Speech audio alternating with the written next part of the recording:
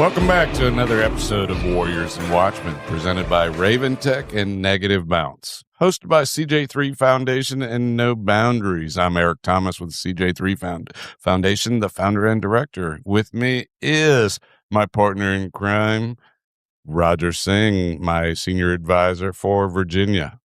I mean, I'm not a guest this time? No, you're not a guest. No, you're going to be a host. You're going to be a host. I'm sorry. No, come on. All right. Hey, it's been a week. It has been a week. So how was kind your of week? A quiet week, wasn't it? No, not at all. It was a very quiet week. I think I should ask you, how was your weekend? What did you do this weekend? Oh man, I just sat around, relaxed a little bit. It was nice. We went out for dinner. That was really nice. We did. What did we go out to dinner for? Friendship, brother. Oh my God. Was it friendship? Yeah. We actually hang out outside of here? We do. Every once in a while. Everybody, I don't hang out with them, but I believe there was something shiny you might have bought this week. I went broke. How'd you go broke? How did you go broke? Let's just say I believe I found love again. Did you? So what did you do exactly this weekend then? Nothing. What did you do? Oh. I'm having fun watching you lead this. Eric got engaged this weekend. I did. Did you? I know. There we go. Thank you. The flies right there. No, yeah. He's so comfortable talking about this. I love to talk about everybody else. It's great. No, phenomenal woman that takes good care of me and been around and made sure you've been with me through the good and the bad. And so it was time to lock her down. So basically she deals with your bullshit. Your bullshit. Yes. And your grumpiness as an old man and all over the place. Awesome. Yeah. That's awesome. Yep. Congratulations, Eric, even though you don't like to talk about yourself. No, I don't, but I like to talk about her, and Michelle's a phenomenal person, so it's good to surround yourself with people better than you, and so I will hook up with somebody much better than me. Well, there you go. Congratulations, man. But, hey, thanks for covering the bill, taking us out. That was impressive. I mean, that's not what we're talking about today. That was I have no problem moving out. Again. Wait. Where'd you guys go? We went to Tuskie's. For the dinner. For the dinner, we went to Tuskie's. Yep. So where did you go for the engagement? So ultimately what happened was, I'm relatively spontaneous and I don't like to plan things out too much outside. Not at all. I'll get to that in a second. Hey, outside of the charity. The charity's all planned out and I like to do that. As a matter of fact, this guy, I drive him nuts with some of that. However, in my personal life, I find if I plan things, I don't ever want to follow through or do it. And I get angry and upset and grumpy about it. And so we woke up and I was like, it's a good day to buy a ring. Guy, I got to tell you, this is how it went down. And you only saw that. Well, I want to hear truth. On my side of it, this is how it went down. I get a text. Now, I got up early that day and I was taking a nap. I'm not going to lie. I was taking a nap. Middle day. I get up at 3:00 and hold on. What time did the text come to you? Text came through at like 2:10. It was fine. Okay, and so I get it. Just so you know, your gal responded. It's after I said. We're gonna get into that in a second. So I'm taking a nap. I get up and I read a text. And I thought he was bullshitting me at first. He's like, "I got a ring." I was like, "Oh, that's awesome, man. When is this happening?" He's like, "Today." I'm like, "Are you fucking kidding me?"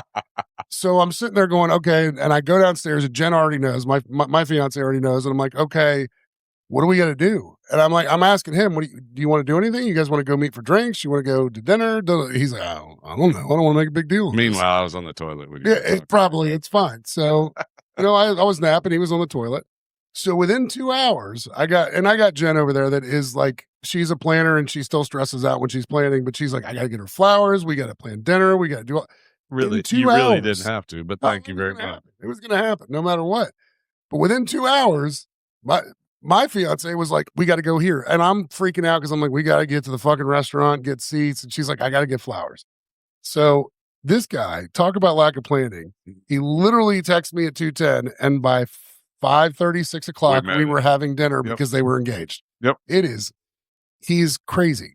That's all I'll say. So the other side that you didn't see, and she's here, and I'm afraid she might cut me in my back because I can't see her in the booth. So I'm going to watch what I say and hope my friends look out for me, what's coming behind me. But no, so I woke up and I was like, it'd be a good day to do this. And she was unaware of that.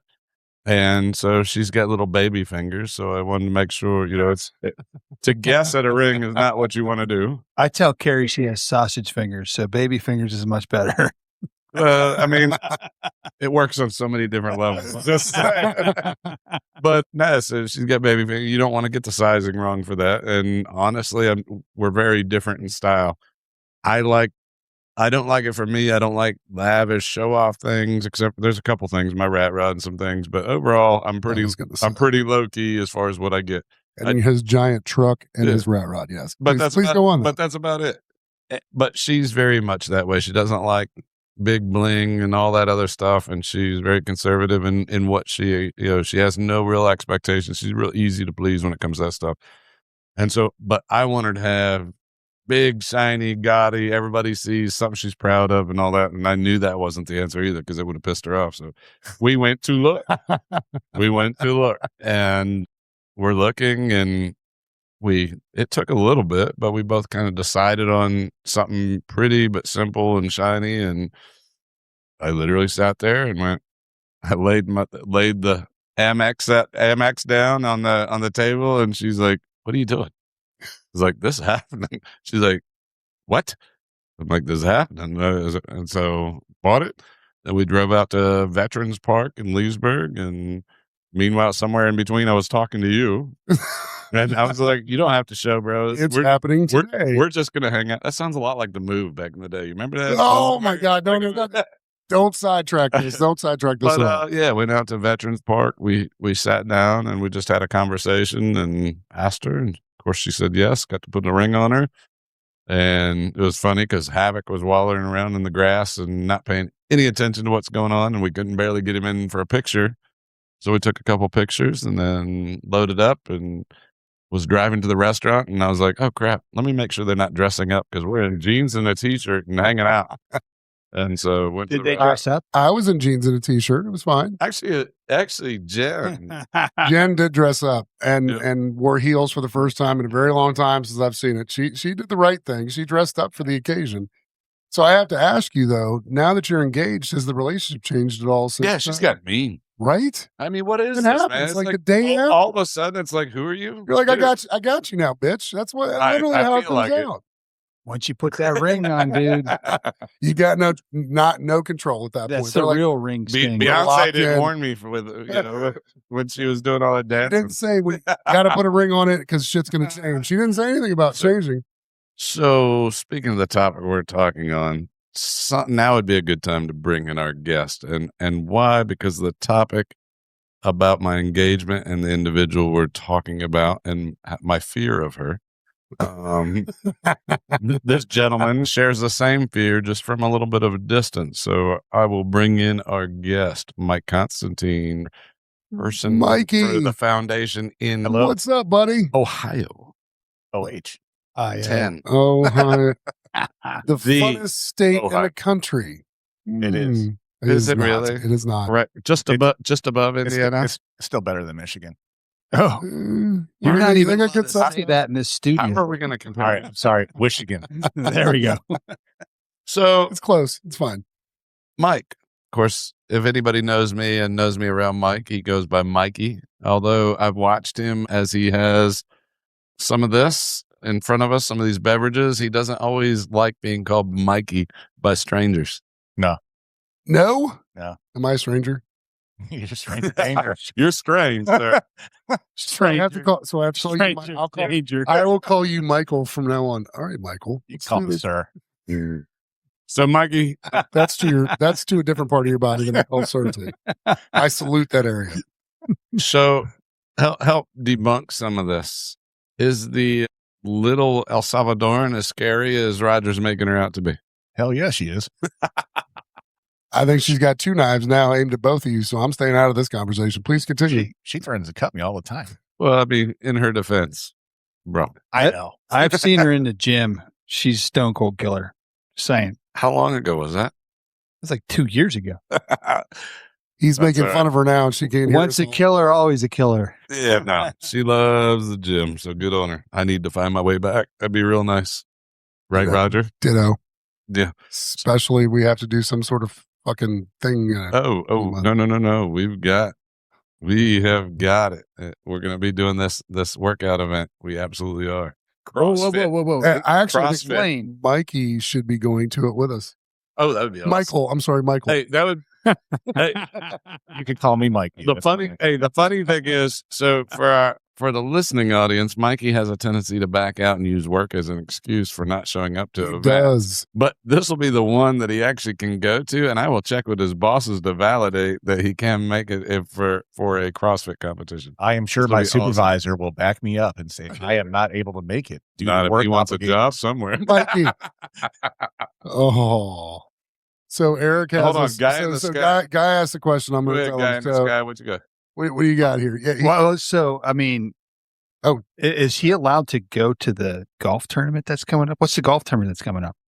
So yeah, we got a golf tournament. What's the date? April It's 27th. 27th. There we are. Where are you going to be, Mikey? I am going to be in Ohio What are you doing in Because- Ohio? Why? because I'll be working and I'll be returning to the area a few days later.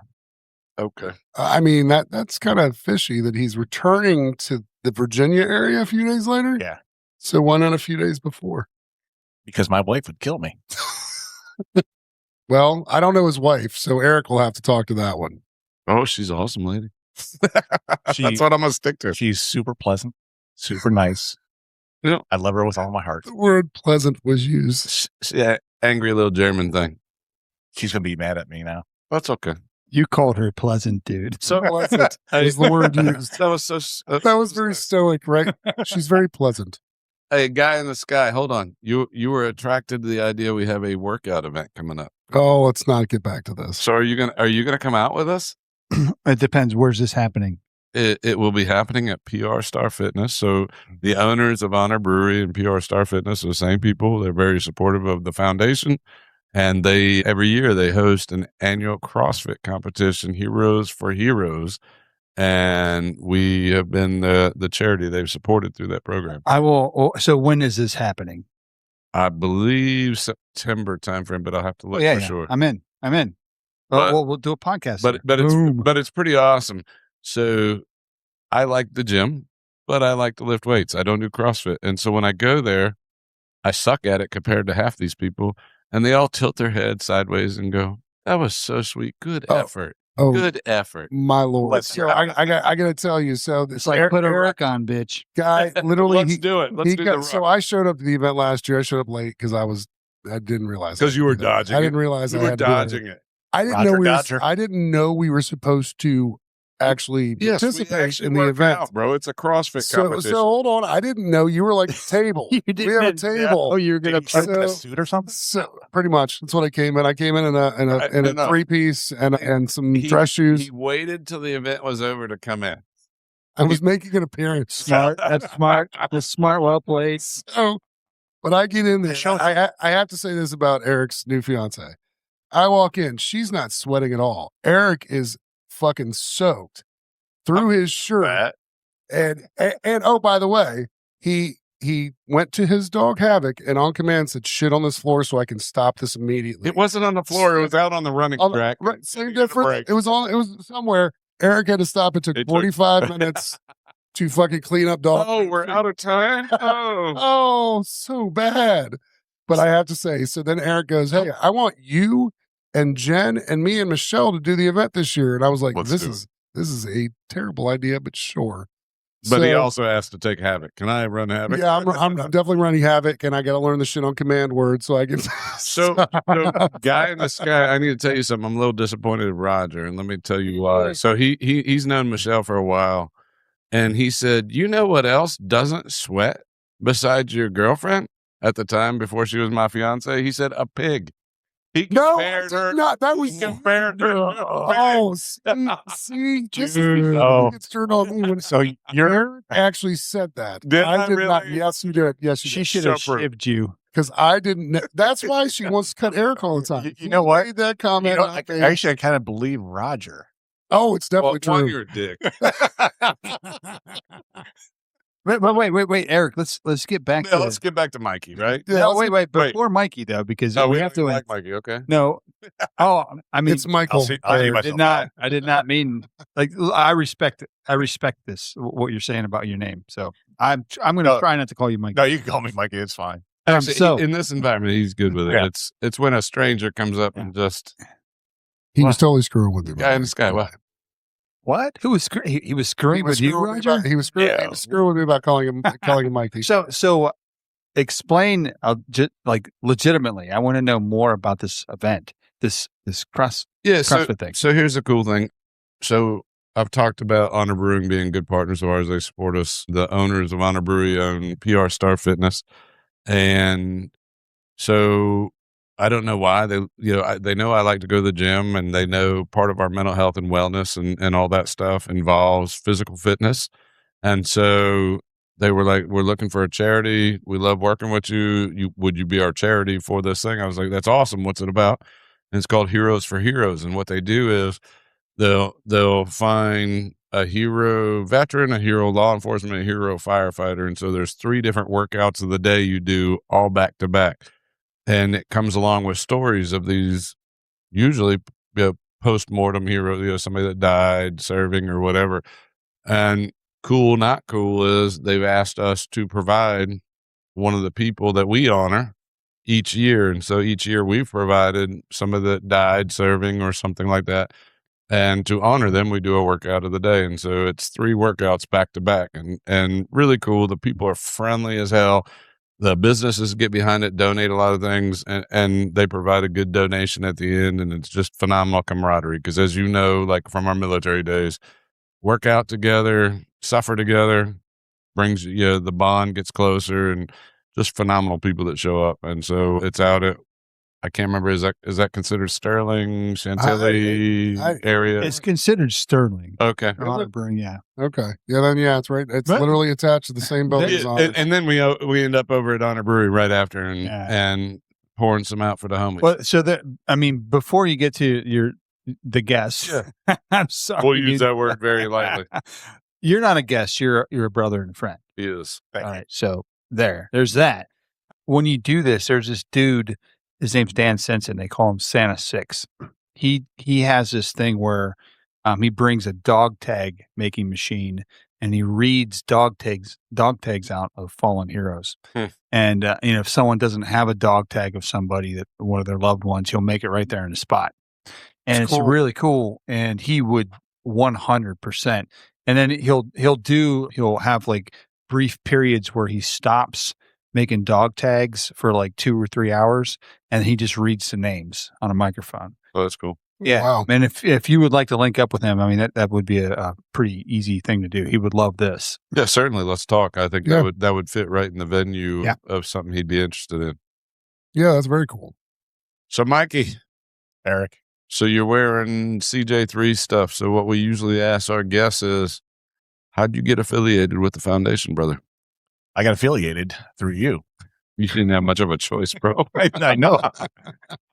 You will do this or you will die. I could actually see him saying that. No, for the audience and everybody, I've known Eric for 20 years. First met on a deployment. We'll probably end up going to that story later, but yes, we will. Oh, yes, we will. It gets gross. Yeah. And then, what was it? 2 years later? A year and a half. Ended up living in the same area. Yeah. Yep. And working together again. In Georgia. Yep. And becoming friends and, families got together and all that. And been in touch ever since, really. Yeah, ever since. Yep. Crossing paths and all that with work. And, Eric, went through some stuff and, he started a charity, told me about it, asked my opinion, about it, like where, kind of direction to go. Gave him some, ideas and supporting. What have you been through, Mike? Because you've been through some of the stages of the charity. What have you been through, brother? Well, I call it the retreat. Which one's that? The Iowa. Oh, well, because you already kind of knew my folks anyway. Yeah. So I mean, I met his parents at his son's basic training graduation. Yep. And for everybody out here, my kids call him Uncle Mikey. Yeah. And well, Mike, your kid's basic training. No, Mike, Eric's. I was going to say your we heard about Eric's kids. I don't have any kids. Okay, I've got gotcha. He's what got, my wife calls fur babies. and he's got nephews that, like I said, my kids call him uncle, and then he's got his own. Yeah, on his family side. A couple nieces and a couple nephews. Yep. So, but yeah. So I met his folks in the past and all that, and then 2023, I think it was, I went out to Iowa. Eric, told me I needed to do it. He knew some stuff that was going on in my life at the time. Bro, we all got struggles, right? Yep. And so he had me apply and, got into the program, went out there. I think the conversation went, so, cause I've been through it too. And, it's, if I can't use it and I can't put my friends through it that I've served with, right, what good is this all for anyway? Yeah. And so, one, it was humbling for me to try to ask him and go, hey, will you do this? Cause I don't know what he thinks about it. Right. And the amount of trust he put into me to go to this thing. Now, granted, I think he was going through some things at the time. We talked pretty regularly, but no, I think it was good for him. And level of comfort because he already knew some of the folks, some of my people that were already there. Yeah. So, and then what else have you done besides? Freed is what you call it, though. Yeah, but it's cool, bro. That's it kind of is. Hey, guy, let me tell you about Mikey. Will tell you a little bit about it. There is something weird about this whole thing. So it's in our mental health and wellness facility is in a town in Albia, Iowa. It's a town of 4,800 people. Very small town. How do you spell Albia? Albia. Albia, Iowa. Okay. Yep. In Iowa, spelled IOWA. Look here, motherfucker. We're from Ohio. It's those big 4 letters. So it's interesting. People go, well, why back there? And I'll tell you this straight out. So my mom runs our mental health and wellness facility. Why my mom? Well, my mom, she's a psychologist, and she used to see a lot of Navy folks. So just put that out there in Norfolk, Virginia, while we were there. And so I figure if she can handle some of those issues, she can handle these. And when we first started this, she was having the same thoughts I was about creating this thing. We came together and built this thing. And so we've got a psychologist, a gut health doctor, a chiropractor, social worker. All these people converge on to love on and take care of our wounded heroes while they're going through this process. Right. And so it's a Thursday through a Tuesday. You get about 4 months worth of therapy jammed into that time. From about 8 to 5, you're in therapy and doing all these non-medicated, non-traditional things.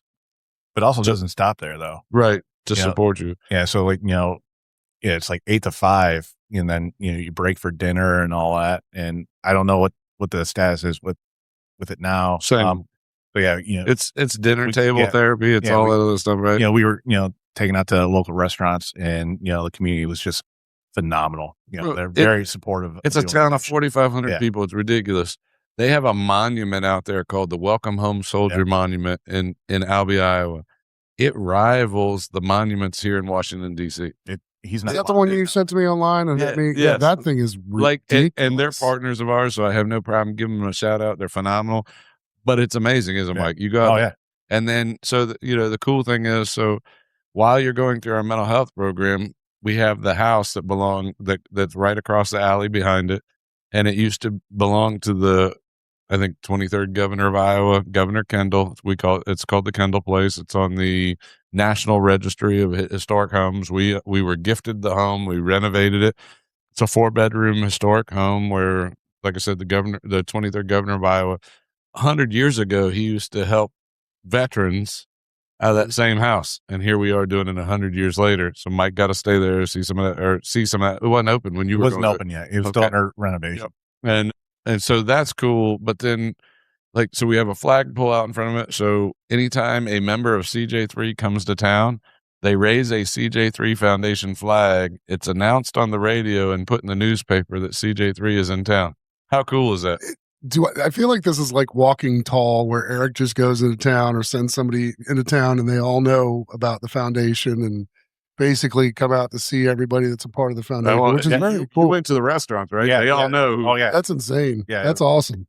Yeah, I forgot, it was the steak place. Bogies. Yep. Yeah, and they the Sounds owner, like a the owner joint. It does, but you don't mess with the owner. She she's Oh, she's awesome. Yeah. But yeah, she knew, like, we were out there, and, made sure to come over the table and, say hi and, give Eric's dad a hard time, which he deserves. No matter where you go, they know what you're there for. They know who you're with. And it's kind of funny because, dude, the love you feel in this town is kind of crazy. That's awesome. So it's a great time. Yep. So you went through that program. You went through the mental health and wellness program. Thank you for doing it. And candidly, I think it was good for you. And it's not a one and done. Every once in a while, I've found I needed to tune up and needed to go back through. What else have you done? Because I'll be honest with you, you went through Georgia, right? Yeah, I went through Georgia. Let's say Eric's getting old. His memory's faded, so you're going to have to tell him. Or maybe we helped so many veterans, I can't remember them all. God. Including the one his kids call Uncle. I can't remember what he did. Well, they sell out easy. He buys them stuff. That way you drink together, so we kill some brain cells. It's true. There's facts to that. But so the hunt, man, describe the hunt. Because I'll tell you, Junior Coker, my associate director down there in Georgia, non-vet.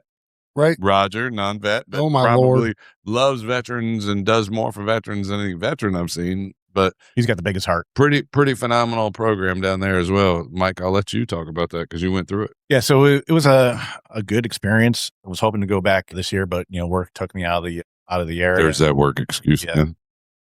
So I had to go, save the world. And will you take your hands off your hip when you say that? You're not Superman. His name isn't Mikey. It's James. We all say the world at one point. Whatever. But no, it was a great time. I drove down, linked up with everybody down there. It was 13 veterans. And 12. Usually it's 12. Every once in a while we have to pop in an extra one. Yeah, but it was good experience, good camaraderie. Everybody's there, just the same thing, just for the experience and just be able to just talk and not have any judgment towards you. In the community, wow, the community is great. From the food that's donated. I've heard the stories, man. I'm looking forward to going down myself, dude, but I've heard the stories. I'm gonna tell you. So what Mikey's not telling you is, so for these folks down so it's right outside of Albany. It's kind of funny. So we're headquartered in Leesburg, Virginia. The hunt is in Leesburg, Georgia. It confuses the hell out of our post people. And we're gonna have a clubhouse. So it's pretty interesting because the hunt happens on plantations that people will flat out tell you we'd sell our kids to hunt on these. There's people in Georgia that would love to hunt on these and they don't get to. And so these properties are prepped for all year long for this annual veteran hunt, which is awesome. And, they get to go out and slay deer. I mean, well, basically whatever moves. But deer. So this is the whitetail hunt. This is the whitetail hunt. Like I said, I actually said this on our last podcast. He keeps telling me we're going hogging when we go out there. So different meaning. Different meaning. I got to find a knife apparently that's gonna stab a hog in the face. So what kind of stabbing are we talking about? So here's the deal. I mean, wait. Jen was back here giving him the noose look. Yes. You better shut up. Pretty much. It was happening. Once you go hogging, you go back. So, but yeah, it was, predominantly it's the whitetail, but if you can, get a hog, you're able to shoot and all that. And depending on what the landowner, tells you, you can shoot and whatever. So, but it was great. Guy in the sky, I'm going to tell you, man, every year it keeps getting bigger, bigger, and bigger. And the amount of swag people walk away with, people are walking away with rifles. They're walking away with optics. They're walking away with binos. They're walking away with all this hunting gear. They almost have to have 2 duffel bags now to carry with them just to bring it on top of the 300 or 400 pounds of meat they take home, of venison they take home. Eric, all these events that you guys talk about, I have a really, what I think is an important question to Mike about this, because the biggest thing for whether you're a veteran or a first responder, it's the stigma of not going.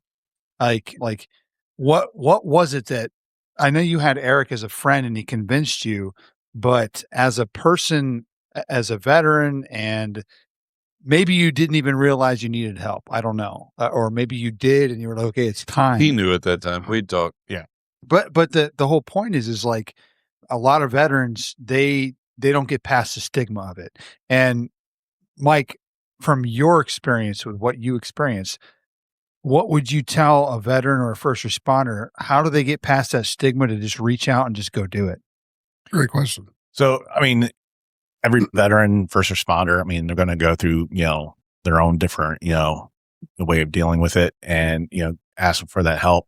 I just explained like how it all started for me.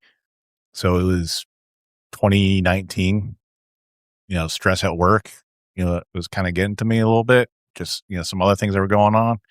And I would notice how I would react with my wife. And that was the main thing is like, because at home with your spouse is your safe place and you can just be yourself and just, let go. Whether it be, unfortunately, they also become the brunt of, they take bear the brunt of a lot of our anger and because we can get away with things at home that we don't. It could be us just, being, silly, goofy or, what have you. But again, like Eric just said, being the I want to say the target, but, bearing the, the brunt because we're just expelling it out. Right.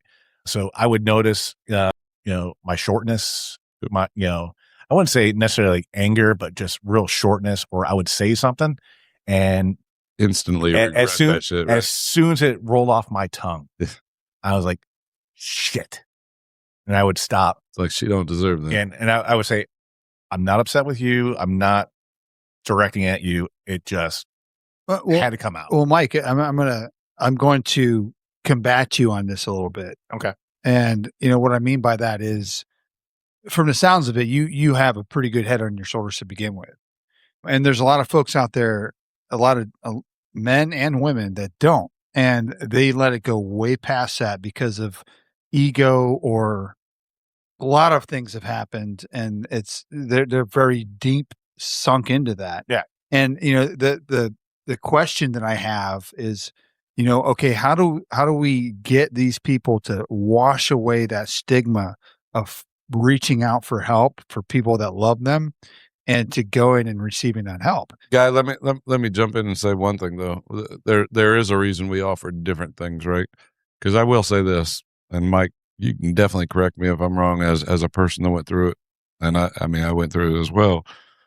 There's definitely a stigma to sit there and say, hey, will you send me through your mental health and wellness program, right? Because anything involving, given our jobs in the federal government, given all these different things, there's still a stigma. Even I think about it, or I associate it to the VA and some other things, and I just don't like it. One of the reasons we have multitudes of services one is to help people in different ways, right? Because there's no one solution for every single person. Some people need multiple solutions. There may come a day Mike wants a service dog and needs one, and we're going to provide him with a service dog, right? There's a reason we have different. If you think about it, some people would be more willing to go to the hunt than they would be to ask to go shoot whitetail than they would be to say, I want to go to Iowa. Well, here's the thing. You don't think this is a topic when they go to Georgia? Because every evening after we get done shooting deer and whatever, we're sitting around with beer and cigars around the fireplace, right, and doing all kinds of craziness, whatever. But that's the time when the Brotherhood really starts opening up. That's when you start seeing people's struggles. That's when you start seeing people talk. And the Mikeys that are there and anybody else that's been through the program, that's when those stories start coming up and go, bro, you're out here slaying deer, but I see at home you're struggling. I see you're struggling with whatever. You really need to consider, I don't want to say they're more vulnerable to, but they're more receptive to it, after they've gone through one of our other programs, because it's like, oh, these same guys that can smoke and joke and have a good time and play and do all that, they're really serious about helping. And oh shit, Eric went through it himself, and it's a requirement for all our primary staff that have to go through it. And when they find out you've been through it, and we actually celebrate it instead of making it a stigma issue, they're a lot more apt to do it. So sometimes it isn't they're asking for help. Sometimes they're just signing up to go shoot. and go hit deer. And they don't Great. realize they're getting out. Great. Guess what? I got you though, because when we sit around that campfire, that's more than just smoking and joking and drinking beer. That's therapy in itself, sitting around the campfire. Badass. I noticed recently you guys did support a car show. Yep. And you're doing a golf tournament, and you do the whitetail hunt. And so I know exactly, like, you have to appeal. You have to get that hook, that initial hook, to just get them in and be able to have a brotherhood or a sisterhood with them. But you got to be relevant, right? You got to be out there relevant. You got to be, and let's face it, not all veterans are created equal. We're all different. We're all over the place. So at the end of the day, yeah, we got the rat rod with the CJ3 Foundation. We were out at the car show. That brings a whole different group of people, right? And those are usually the people that sign up to go do when we take veterans out racing and things like that. We've got the hunt. We try to keep things all over the place to make sure we're appealing to the masses, right? People learn about the foundation, and that way when you're talking to them about it, it's just, it becomes like, I'm not being a vet. I don't know what you guys go through in certain situations, and this is one of them. But I can imagine being in an environment like that where you're at a hunt in Georgia, and you're by, you're there, you're around a circle of people that have been through what you've been through. I'm assuming they're much more vulnerable and receptive. Bro, I'm going to tell you this. You know how relaxed veterans get there? Sometimes you don't even realize how much you miss those circles until you get there. And It's funny. I think one of our previous guests was talking about it. He drove out there. I think it was Anthony. Drove out there and immediately knew, I'm surrounded by vets. There's nothing else out here like that. He made fun of me. It was fine. But he was like, dude, I was instantly relaxed because these are my people.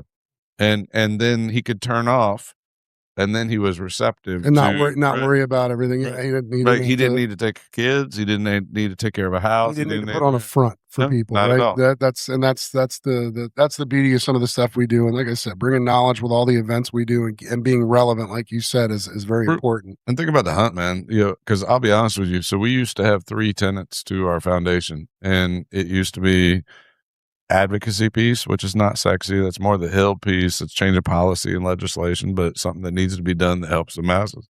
Mental health and wellness, and service dogs. I didn't want to grow it any bigger, and I didn't want it to branch out.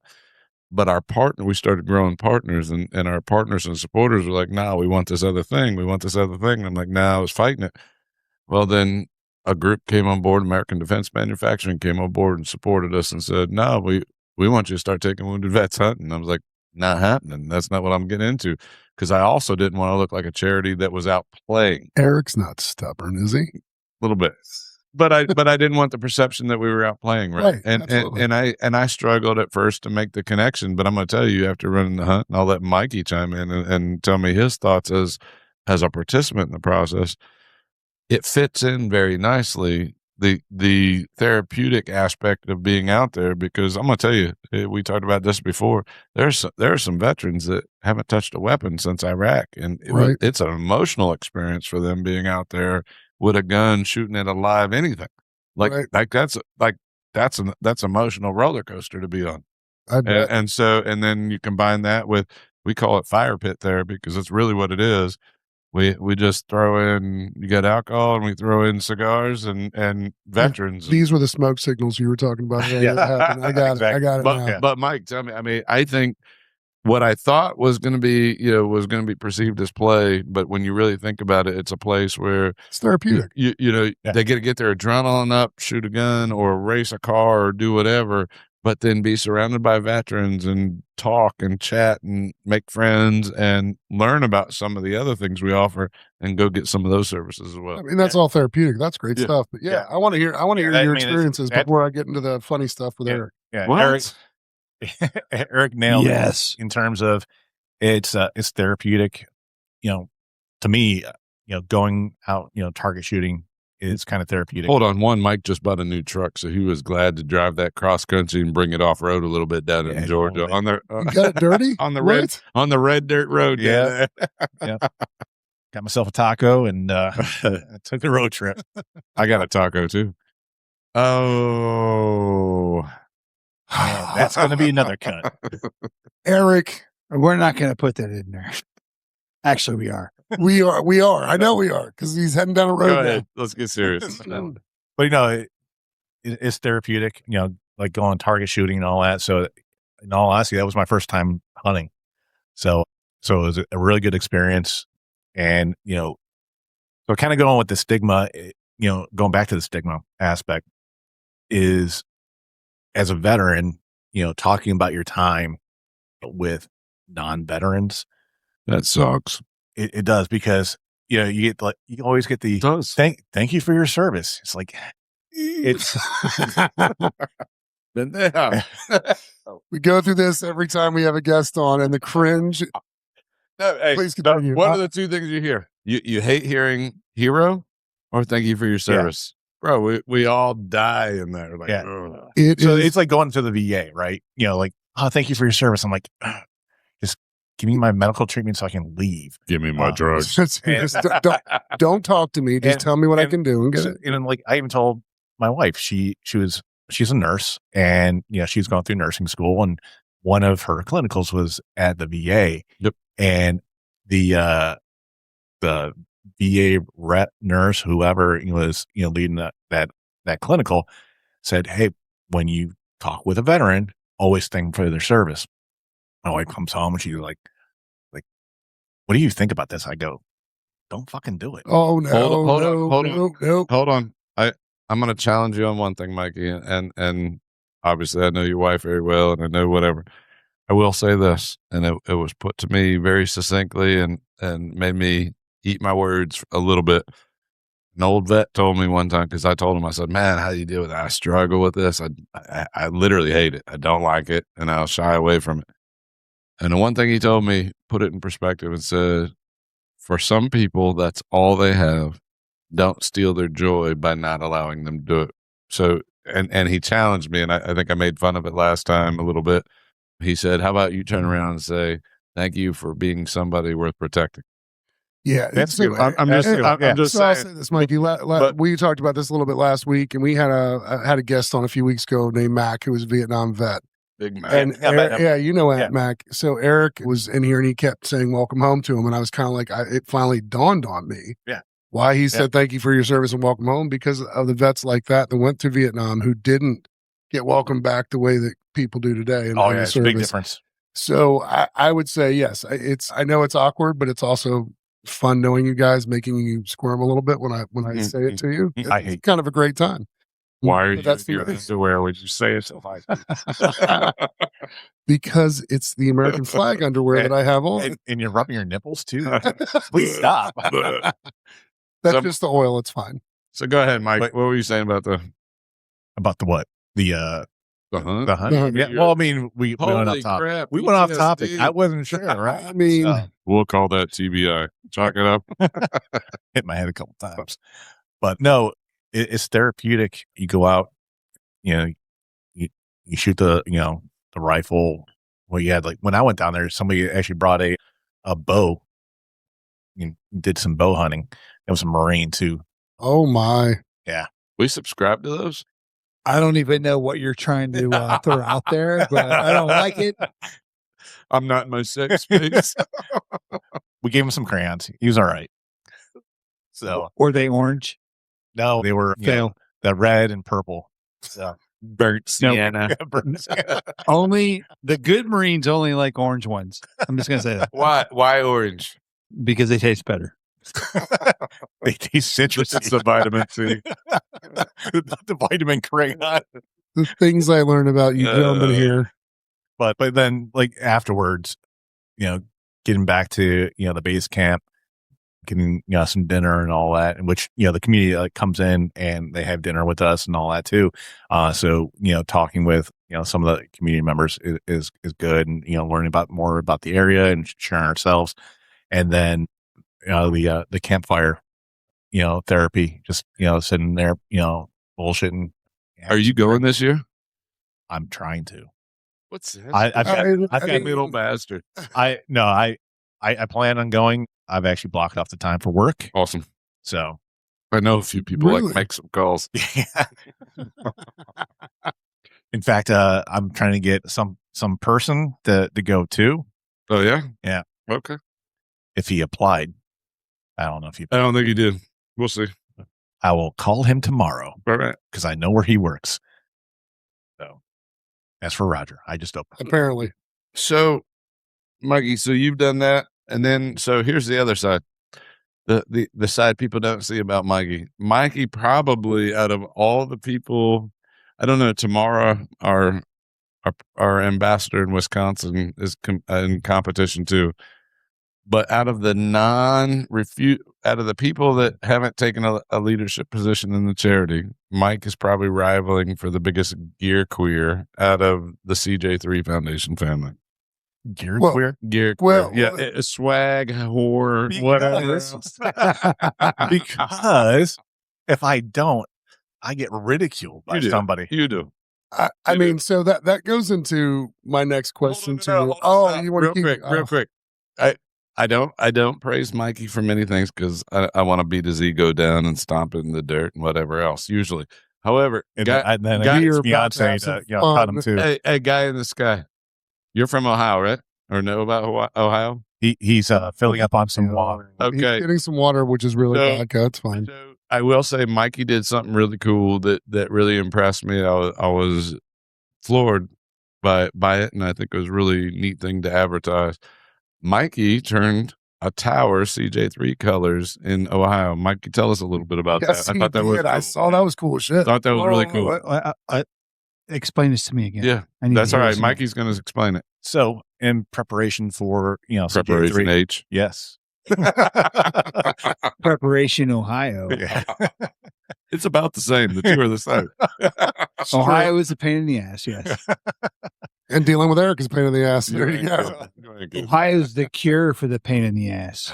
Yeah. You got to remember, I'm an Iowa guy, so I'm an elitist when it comes to y'all. Just because you have more corn. He's an elitist in general. It's fine. Are you going to finish your story, Michael?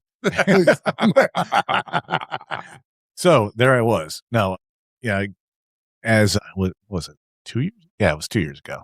Sounds about right. Yeah. So getting ready for CJ3's anniversary. Was it September? 5 year? The 5 year anniversary? Is that what that was for? Something like that. I think it was just 4 years. Anyways, it was an anniversary. Somebody didn't realize the significance of the date when I told him. Clearly. Yeah. He's looking, he's like, see him right now. He's like, is that? He's a little confused. Hold on. We started in 2020. What year did you do this in? He just added. So if it was 2 years ago, then it would have been 2024. Are you sure it was 20? No, I'm saying, are you sure that's when it was done? Yeah, it was like 2 years ago. Then it wasn't that significant. Because I was because I don't even remember the date. No, because for the fifth one, I was going to try to do a significant building. But you didn't. You didn't because they required. So let's go back to your success since you couldn't make the other one. Yeah. So I'm not going to name the name of the. He needs to be on Not That Smart. This is what it is like working with me. Sorry. Mm-hmm. He's got ADHD. Yes, he does. Go ahead. And memory loss. It's fine. Shiny. Anyways, so in Cleveland, Guy in the Sky will realize this too. Cleveland rocks. Yep, does and it does. And so there's a building called Terminal Tower. Yep. So it's one of the it's the oldest skyscraper in Cleveland, I believe. But it's got their own website, got their Facebook site. Yeah, so it's cool. It's a significant landmark for Cleveland. Yep. So the land is often called. So, or Believe Land. Or Believe Land. Home of the Guardians, whatever the hell those are. We have two. That's fake. That's actually false stuff. The Guardians, they really don't exist. No, they exist. They're like, gargoyles. Mike, you got it. Anyways, how about you get all that? Anyways. Do not follow Guy in the Sky. He'll lead you a mess. So, so like every night, Terminal Tower is lit up in different colors and all that. Yep. And so they support, different charities. No, they do a lot of really cool things. I researched them after you sent it. So, I reached out to them about, getting CJ3 colors and all that. So they sent me their, the link for, the sign up for it and all that. So able to get it done. Well, but the other side is not only does the building turn colors, but then there's a radio station that and their website talks about Yeah, the website does. the significance of the colors and Yeah. the why the building's doing it and all that. Really cool. It's very cool, man. No, I saw that. I got up really early that morning so I could drive down and take photos and send to Eric. So And then Eric looked at you and said, "What is this for? I don't understand." So Mikey basically said, "Yo, senior advisor in Virginia, what have you done close to that?" I turned the whole building. I believed I helped us start doing this, by the way. Your cousin did it. I can't give you credit. Family doesn't matter. It's family. Doesn't matter. But Your girl's my sister. Oh my Lord. Friggin' people. Are you his sister? Yeah. Sister. Oh my God. She's giving the thumbs up. From another mister. She's giving the thumbs up. He gave two thumbs Two up. thumbs up. She said, "Watch yourself, Mikey." Oh, so can I move on to my question now? Bro, yes. So we're gonna get to the entertaining part of the show. Really? Yes, we are. I thought we said we don't like to talk about the host.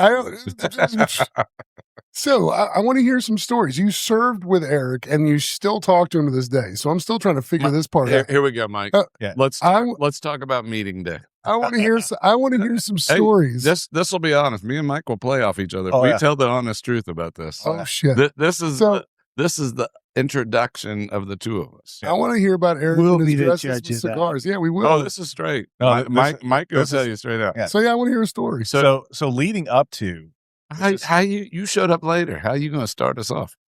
no, just You don't get to lead this part, sir. It was a question. I to was Maggie. there first. guy in the sky. Can you mute Eric? Please, or do Nice. something. Guy in the sky. We're not doing this. Or make him sound like a little girl or something like that. Yes, he can do that.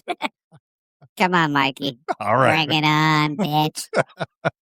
So before I met Eric, my unit, I was serving in the Army, just like Eric. Yep. So my command cadre, they went out to Iraq. I'm not sure if we want to talk about where we were at, but It's fine, man. Okay. Bottom line is we were, my group was the cleanup crew at Abu Ghraib. So after the pyramid scheme, I'm throwing air quotes up, we were the team responsible for going out and cleaning that place up. so they were out there and they experienced some significant stuff, and I'll let Eric talk about that. April 5th, right? 2nd. Okay. Close enough. It's April. Oh, really? He remembers that day, but not the day Not when the you lit up the foundation building. started and we lit up the building. It's kind of So Jesus, man. So Eric got to meet my command cadre, and that They were was crap. not a good start, for our relationship. So, They sucked. Hmm. and I What did agree. Eric say to him? I'm kind of Yeah, curious. Eric it's left more lack it's, of it's filter. more than what my command cadre said, and I wasn't happy to be there in the first place because my battalion commander wanted a combat command, so he needed a certain amount of people. He was a D-bag. 48, and I was lucky number 46 in the group. Oh, And I was like due to either ETS or re-up and move on. And I lost 3 significant opportunities, some really good assignments because of this. So I ended up getting out because I got stop lost for this. Sent me to training and all this stuff. Anyways, get out to, Abu Ghraib. Well, how about before that? What's that? So I'm the guy out there. So they're the team coming in to Well, replace I us. was getting there. You were taking it. Shut up. So Well, let the hold on. guest talk, Anyways, please, I- sir. So I will, but hold on. Eric is still very Hey, controlling. so- That's why the stories I want to hear. I've been out there for almost a year. You need to understand that. That's a long time at this little base that we were getting pummeled. Is this on a when you regular. had the beard down to your belly? No, not Okay, this one. that was Not not this one. Okay. no, that was our other trip. That was later. Yeah, and he was with me there too. And we kidnapped Definitely somebody. want to hear about. Yeah. I heard about Yeah. that one. I So- definitely want to hear that story. so- later. So yeah, I'd already been out there for a year, and these guys were our replacement. Never met him, never anything. They were our replacements. Go ahead, Michael. So, we came in middle of January. Fresh, smelling Yeah. like new linen. Yeah. Brand new Had uniform. been in the heat. It was fine. Fresh meat. They were still smiling. Hey, happy to be here. Yeah. So we ended up meeting and all that, and get the gruff, kind of handover and all that, which whatever, it's fine. It happens. So the military's got a thing called RIPTOA, Relief in Place Transition of Authority. Basically, it's usually for a lot of places, it's a week where we remain in charge and they come along and see what we're doing. Then the next week is they take over lead and we kind of assist and advise from the back seat. Okay. So Riptoa is we did that. We didn't like each other. Yeah. So he was an asshole. I mean, has that changed at all? But A little bit. I'll say this in his defense. When it was a year later, when I was doing the Riptoa with the inbound crew, I was a dick as well. So, But when you've invested that much time into a mission and you watch the folks coming in, that's a hard thing to hand over. Yeah. And it's interesting. Yeah. So yeah, we did everything, by the book, doing, the handover and all that. And, one of the things that I, looking back, and we've talked about this in the past too, when I got there, he had like almost a brand new up armor Humvee. Still plastic on some of the seats. That's where I'm getting to. Oh shit! Son of a gun. I won't call you SOB because I know your mom and I like. Is this going to get him in trouble with Michelle? No, Okay. no. Gets him in trouble with me still. So the back two seats are still covered in like this hard plastic, shipping, Like your grandma's couch, Yeah. Roger. Yeah. Like your grandma's couch. Yeah. So I'm like, he's like, yeah, we just keep this on because just in case the interpreter craps himself or whatever. I'm like, all right, whatever. So we transition, we take over. This guy goes, yeah, we've got this really cool source. So, we're doing. So Mikey and I were doing human things. Yeah. So we were running sources and going after weapons caches, bad guys, whatever. So we were doing that good. So got this really good source, Top notch. called Billy Ray. And I'll get the description in a second. Billy Ray. So he's like, he's like on vacation, or he's out of the area, but he's going to be coming back in, like the week I after. already feel like this is a setup that Eric would do. So please continue. Yeah, it is a this freaking this setup. is a setup. Oh, it's a huge setup. Awesome. But this is like kind of stuff that, within our line of work that we do just for the, shits and giggles, because we're never going to see these assholes. So that was a different story. Anyways, so, he tells us about Billy Ray and all that, and we can't get the honest answer about Billy Ray, like anything about it, because the interpreter that, his team was using was on leave. And mind you, our interpreter, so they wish he was there because he was a deacon at a church. Oh, and yeah. He was like, He would have been honest. Yeah. Oh, yeah. Oh, yeah. So we had a guy named Ray or something like that, and he was just trash. And Billy Ray? No, this was different Ray. Billy Ray was trash too. Anyways, so about like a week later, maybe 2 weeks. And later, mind you, I'd set this up. I'm like, you need this guy, his information. Yeah. I hadn't met with it. I met him once and went, oh, fuck no, we're not doing this again. But I set him up like he is the source of all sources in the country. Like he's going to find you every bad guy you can possibly get. Yeah, absolutely. My friends call that dooming somebody. oh yeah, that's exactly but here's why. So we get a phone call from the front gate saying, hey, we got this guy here. He's asking for screaming chicken.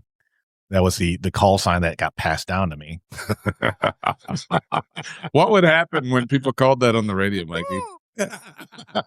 Fuck off.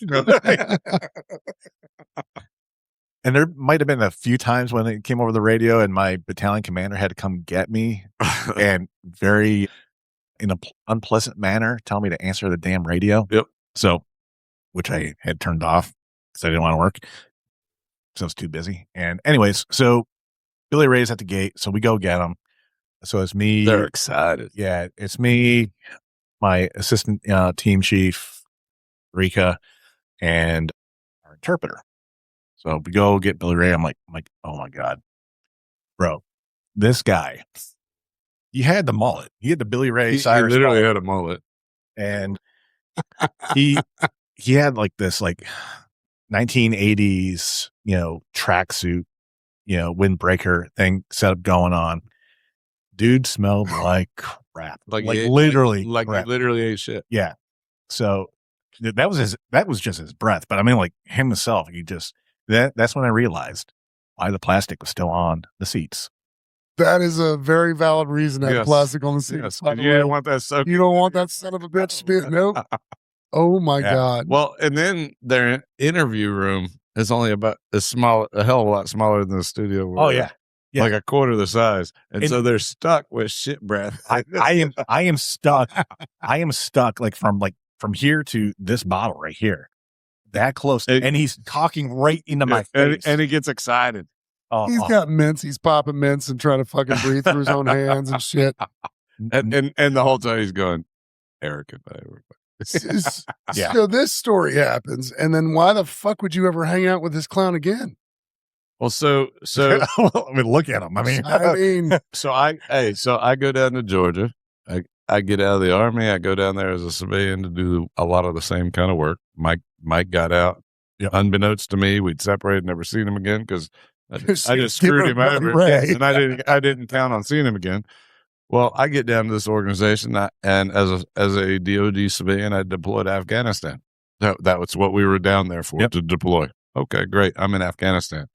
Well, this knucklehead shows up down in the same place while I'm gone. So, did you remember him totally from what he did before when you saw him? oh yeah. oh, he's been remembering, but because I'm deployed, we don't put 2 plus 2 together. So like when I get there, I'm still like new because I got there in beginning of November time frame, and I don't remember when you got back. It was before Christmas or something like that. So I wasn't there all that long. So I was still like meeting people and all this stuff. So one day. So yeah, this is actually kind of hilarious. So I'm sitting there in this like kind of like big open bay type place, and I'm like sitting at a computer, and to my right is the door, the exit door, and door opens. I'm sitting there like typing, like trying to, correct some reports. Look busy. Yeah, look busy.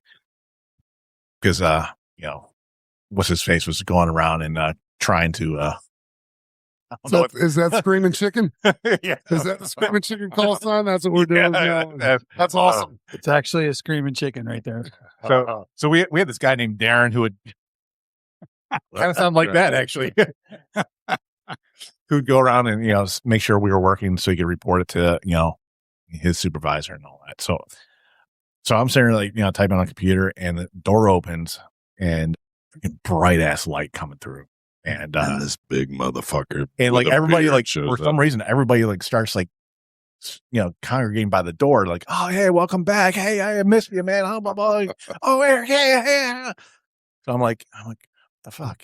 Who's Who's this joker? Then I look over and The sea parted. That is literally the sea, the Red Sea parted. And we're looking at each other in the eye. And he's like, oh shit. I'm like, you motherfucker. You bastard. So I remember you son of a bitch. Billy Ray. That's all I'm going to say. And I'm walking away. Billy Ray and the screaming chicken.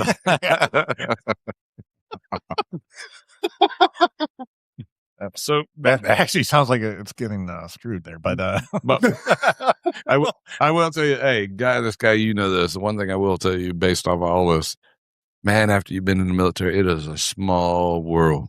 Mhm. You run into people all the time. It's crazy. It is crazy. It's awesome though. It is. So, hey, before we continue on, we got more of the story. Let's take a quick break and we'll hear some more bullshit that isn't true from Mikey. It's all true. It's fine.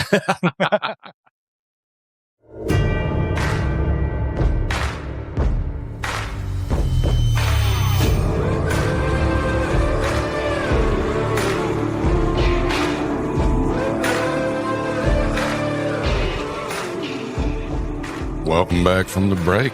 All right, Mikey. Hey, in the spirit of the conversation we're having, one thing Roger likes to ask about, and I'm always curious about, I know a little bit of your story, but leaving the military, man, not an easy decision. Yeah, transition. You didn't retire like I didn't. right.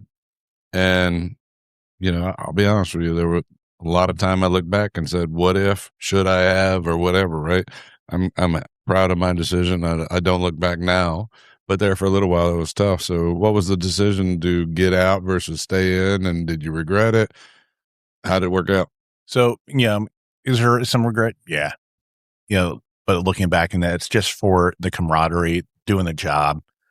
But then I think about other aspects like going to motor pool and all that kind of crap, which is horrible. Or how about it, especially now, it's not the same Army you left. No, it's not. I mean, we all can we all can look back now and go, oh my God, I wish I was back in. Bro, you and I would not survive in the Army that's now. No. I love the service, and my son's in, and that's awesome. EO violators. But it ain't the same military. No, and in some regards, it's good, and then other aspects is bad. Yep. Anyways, when I was getting out and all that, and like shortly after I got out, I had some regret of getting out because the camaraderie and all that. My reason for getting out was for the first 2 years of my marriage, I was only home for the first 6 months. So I went to training I was stationed overseas in Germany, went back stateside for training for basic non-commissioned officer course. And when I was there, I get a phone call from my deck commander saying, "Hey, you need to check your secure email." So I checked that, and I'm like, "Oh, I'm not gonna like this." When I was logging in, so I check it, and I'm like, "Oh yeah, I'm not going to like this," because I got the deployment orders, and I'm like, "Son of a gun!" And on top of that, they're like, "Oh, we're going to send you to interrogator school." I'm like, "What do you mean you're going to send me to interrogator school? I'm already freaking here." So I was at Fort Huachuca, and or we got you. Yeah, they got me all right. So I ended up spending like from beginning of May, middle of May. Anyways, May to November. Thinking back on it now, it was good training to have. It actually worked out. It worked out for me. I got to say, like my entire military career, really worked out for me. I was very fortunate with getting training, getting experience and deployments and all that. But like I was only home for the first 6 months, and when I was in Iraq, halfway through, that's when the surge was announced. So the U.S. military was surging forces into Iraq, and at the time, Army had the longest deployment in Iraq. So I think it was Marines were doing 7 months or something like that. Air Force was doing 6. More of a vacation at that point. And Army was doing, unless you were 10th Mountain, then you were doing like 18 months. Yeah. Well, that's what I ended up trying to, because it was 12 months, and then it turned into 18 months, and we were there. Brother, the suicide rate went up tremendously. Oh yeah, that was crazy. The 172nd out of Alaska, they were actually doing the RIPTOA. They were, parts of them were. Was that the one that was in Kuwait at the time? They were in Kuwait? No, some were actually back in Alaska. And they were on their R&R leave, and they get the phone call like, you need to come back. Don't answer your phone. You need to come back. So, we all had that fear, like, oh, snap, are we going to get stuck here for another 6 months? And I'm like, no, I'm not doing this ever again. Because I knew what it was going to happen was I was going to, go back to Germany, PCS, back stateside. And then, the way the Army works is like, you go from, for our line of work, you go from a strategic unit, which is what I was in, even though I deployed, and then you go to a tactical unit. And, so I was going from OCONUS, from a strategic, unit to CONUS to a tactical unit, which means the first unit, deploy again. The first unit, the first unit that's going out the door is where you're going to go. So I'd be only, home, air quotes, right, for 3 months before I found myself back in Iraq for 18 months. So knowing, what that would take a toll on my marriage, I was like, no, I'm out. I'm done. Forget this. How long would you say before it normalized after you got back? Because I know it took me a while, especially because I redeployed from Iraq to Korea, got out of the Army in Korea. It took me a long time to throttle down. So for me, it was, I had the soft, fall really. Because I got out. Is that because you were fat? I wasn't as Not yet. bad. Fluffy. I was a little pudgy. Listen, Mr. XL over here, who's not an XL, is telling I us calling so am, bro, because I like the way it squeezes my arm. Medium. he's a schmedium. That's what we need to put him in. The Baby schmedium. gap. Yeah, Baby gap. size. Mike was big boned. Leave him alone. Because he's from Ohio. So when I got out, I separated from the army from Germany, came back stateside out, and went back home to Ohio. But you brought one of them with you. Yeah, I was about to say, and what is your wife? my wife is German, The German. but I'm scared. I'm scared of her, actually. So I apologize, Ivan. I love you. You're the best thing ever. yeah, she is. She's awesome. I honestly, I wouldn't be here. I wouldn't be here today. Have you learned German? Enough. That's a funny story. Guy, I need to hear it. I love it. We'll have to circle back to that one. Guy, ask Mikey what his background is. My wife will kill me. I know she will. That's why I'm bringing it up. Here's the cool thing. I will tell you this: is she's a phenomenal woman, but enough's enough. Because when I'll go hang out with Mike at the house, and he's got some pictures that show. This is how you know she'll be hanging out in the kitchen. Mike's 2 dogs and my dog hanging out with her, and she'd much rather be there than hanging out with me and his retarded asses sitting in the living room. So that tells you a lot of it. She's got a big heart. She's a phenomenal woman, but she knows the dogs are much better than the 2 of us together. So, yeah, it's Good spot on. That's a good compliment when it comes from me, right? Yeah, it's spot on. I've got nothing to add to that. It's fine. Eric, that was a good recovery. Take a look at that. Can you see that? Oh, that's that's from. Yeah, don't say what it is, because this is the medium shirt he will be wearing soon. What? Ooh, nice. Nothing. Don't worry about it. Stop. It's coming to you in the mail. Oh, great. You might want to close that out. Can you guys send me that? I'm going to make sure we flash it on the screen. Absolutely have Jen send it to you right now. Yeah. Hey, a question we've talked to a number of folks for. So you're how old right now? I am 46.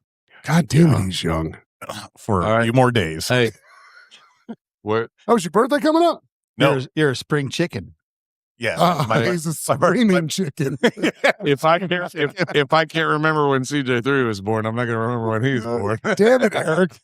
Actually, you know it's going to come on. You know I'm going to say It's going to be happy birthday. Yeah. Right. Yeah. It's next week. Hey, let me ask you a question.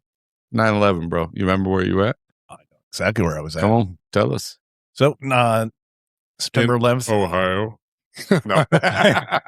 I was in high school. Leave Ohio out of this. I was in elementary school. Oh, my God. No. That's a lie. Hold on. Can we ask Michelle? Oh, my Lord. You're bringing this up, and you blame me for this shit all the time. No, Michelle wasn't even born then. It's fine. She was too. On 9/11, I was in Kuwait doing Uncle Frosty's?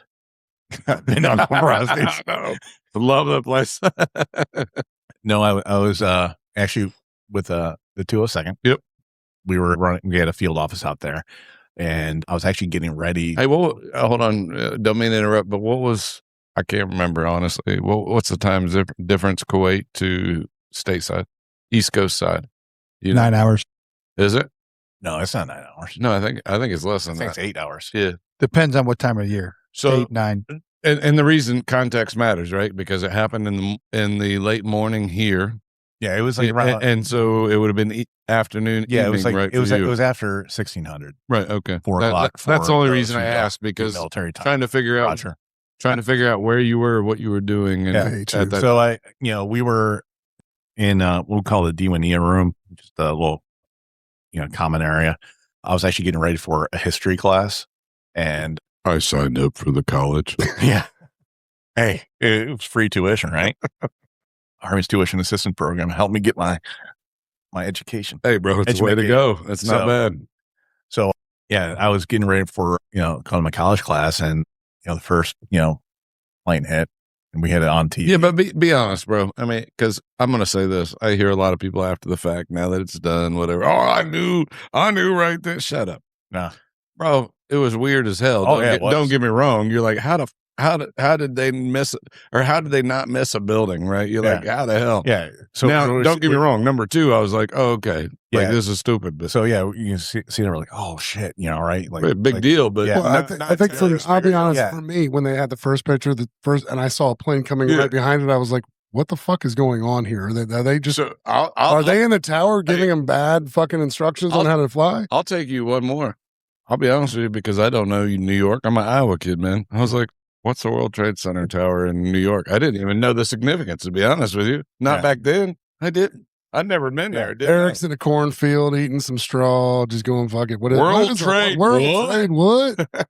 What's going on around here? So yeah, like, we're sitting there watching the live footage and all that, right? But after the first one, but it was like, the second one that hit. Then you're like, and we're like, the oh shit, and same thing. And that's when like everything. You're like, that's not a mistake. Everything is just locked up on base. Well, especially out there, because then if you were in Kuwait, and we went to we were at Charlie Plus. We ended up going to Delta, and I just walked force protection level, by the way. I assumed as much. So, I didn't assume they were just saying D. No, he was going around to Charlie and Delta, seeing how they were doing today. Yeah.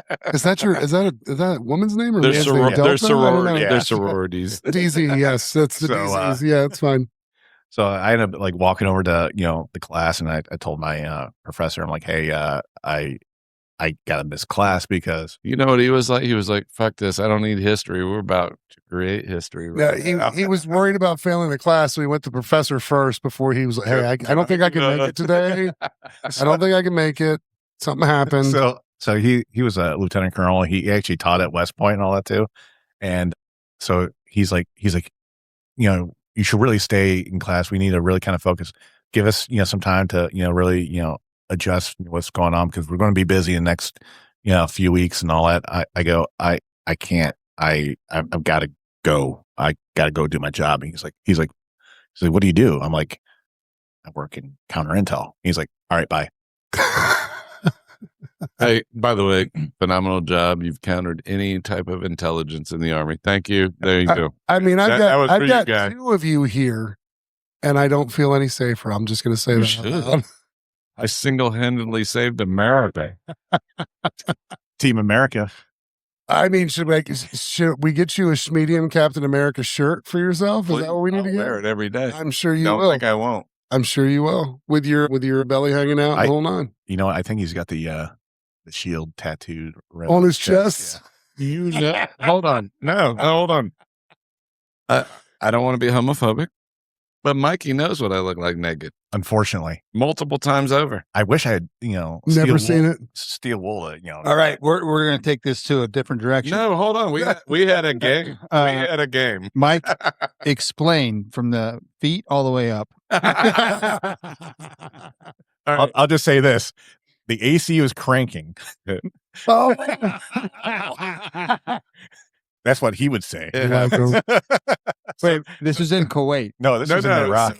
Hey, cool. Actually, there was no AC there. Really cool story, actually. So I appreciate the hell out of Mike. Mike had just got back from a deployment. I'm down in Georgia. This is later after we already knew each other was there. Became friends and hung out. After he saw you naked. Yep. We never hit that story about how you became friends, by the way, because it was the fuck you moment, and then we ended. It just happened, really, realistically from there. But they were naked when it happened. It just happened organically. Because he was naked. It's fine. I get it now. So the real cool thing was, right, so Mike just got back from a deployment, because we were kind of on different deployment cycles, and you could actually down there go an entire tour without seeing somebody if you were on separate cycles. Anyway, he got back from a deployment.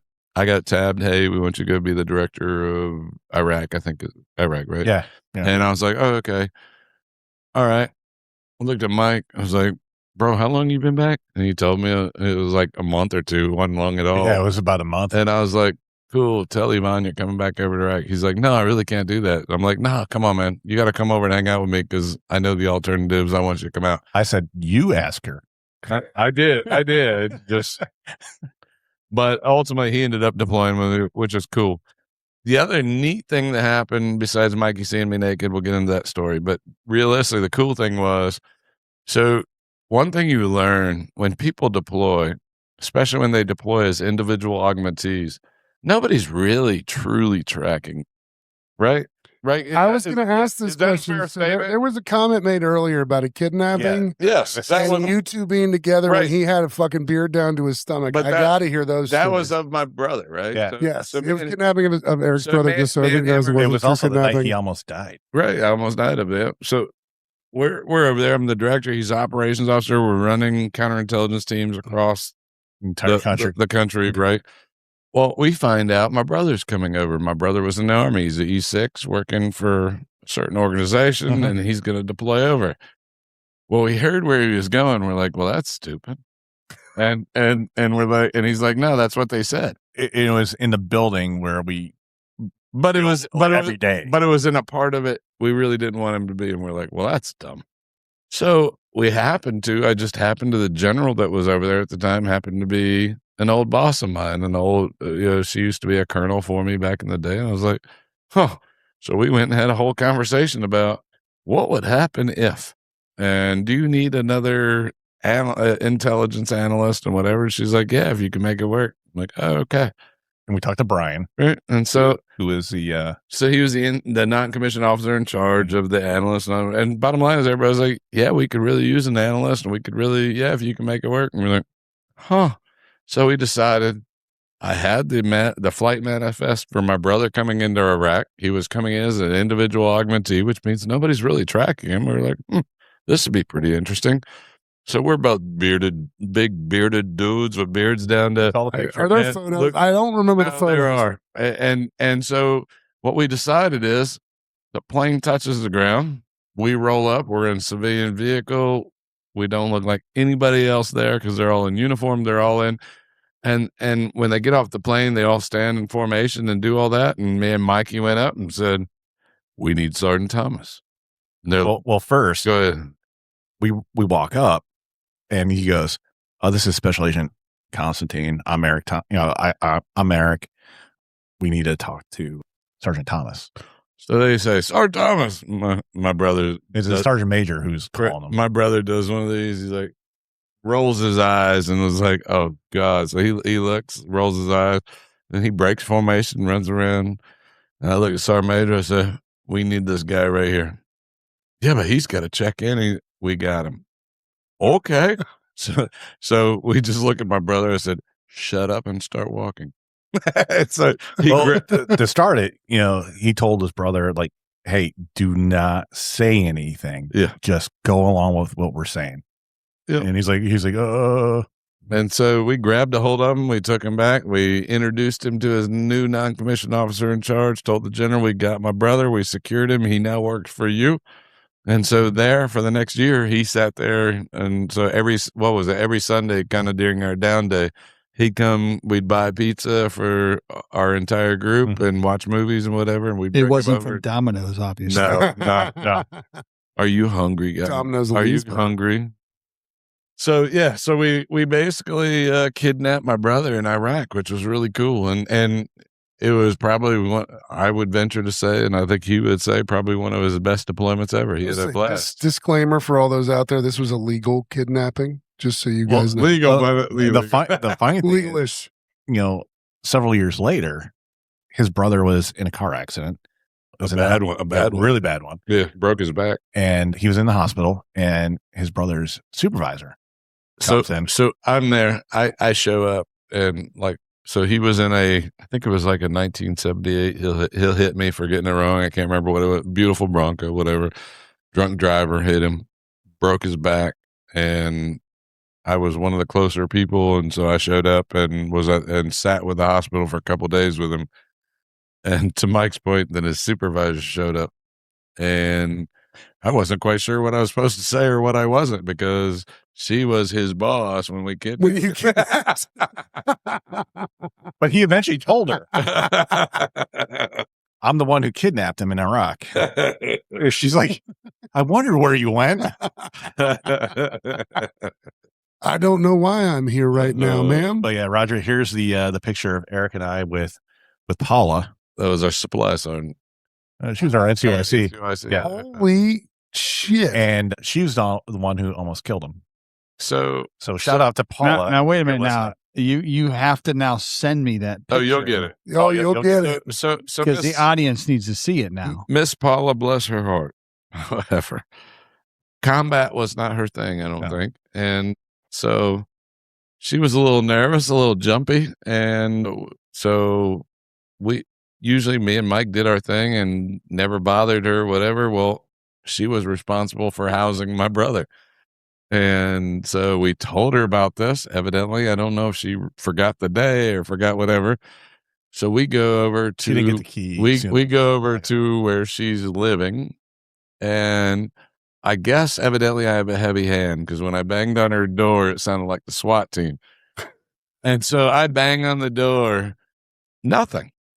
So I check the door. It opens up. She's laying on the ground with a do-rag over her head. She obviously just got out of bed. And a M16 pointed at my head and thought we were there to rape her or something. I don't know what happened. Right, Maggie? Yeah. I was in the truck with his brother. I was like, Mikey's like, I don't know what And happened. that's the picture of Eric with his brother the night we left. Oh my! Or the night before we left. You didn't. It was the night You we left. didn't always have a gray beard. I don't understand this. No. Eric, they used to call me Eric the Red, like the Viking. And you know what they'd say in Afghanistan? Bloodbeard. Yep. They were Bloodbeard? like it was stained by the blood of your enemies. So we've got Screaming Chicken and Bloodbeard over here. Actually, Screaming Chicken was mine. That was his.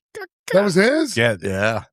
Yep. yeah. Him and his Yep. Screaming Chicken 0. his sergeant. They were trying to figure out a new call sign because they had to have a call sign and they didn't want to go with Tiger. Well, I was just shopping for Firebirds back then. Yeah. I was shopping for a Firebird and I went Screaming Chicken. So I became Sierra Charlie 01 is what I became for the rest of So he's never told me that story. He's like, I used to be Sierra Charlie 01. He didn't tell me it was Screaming Chicken 01. The big bird That's off the hood. fantastic.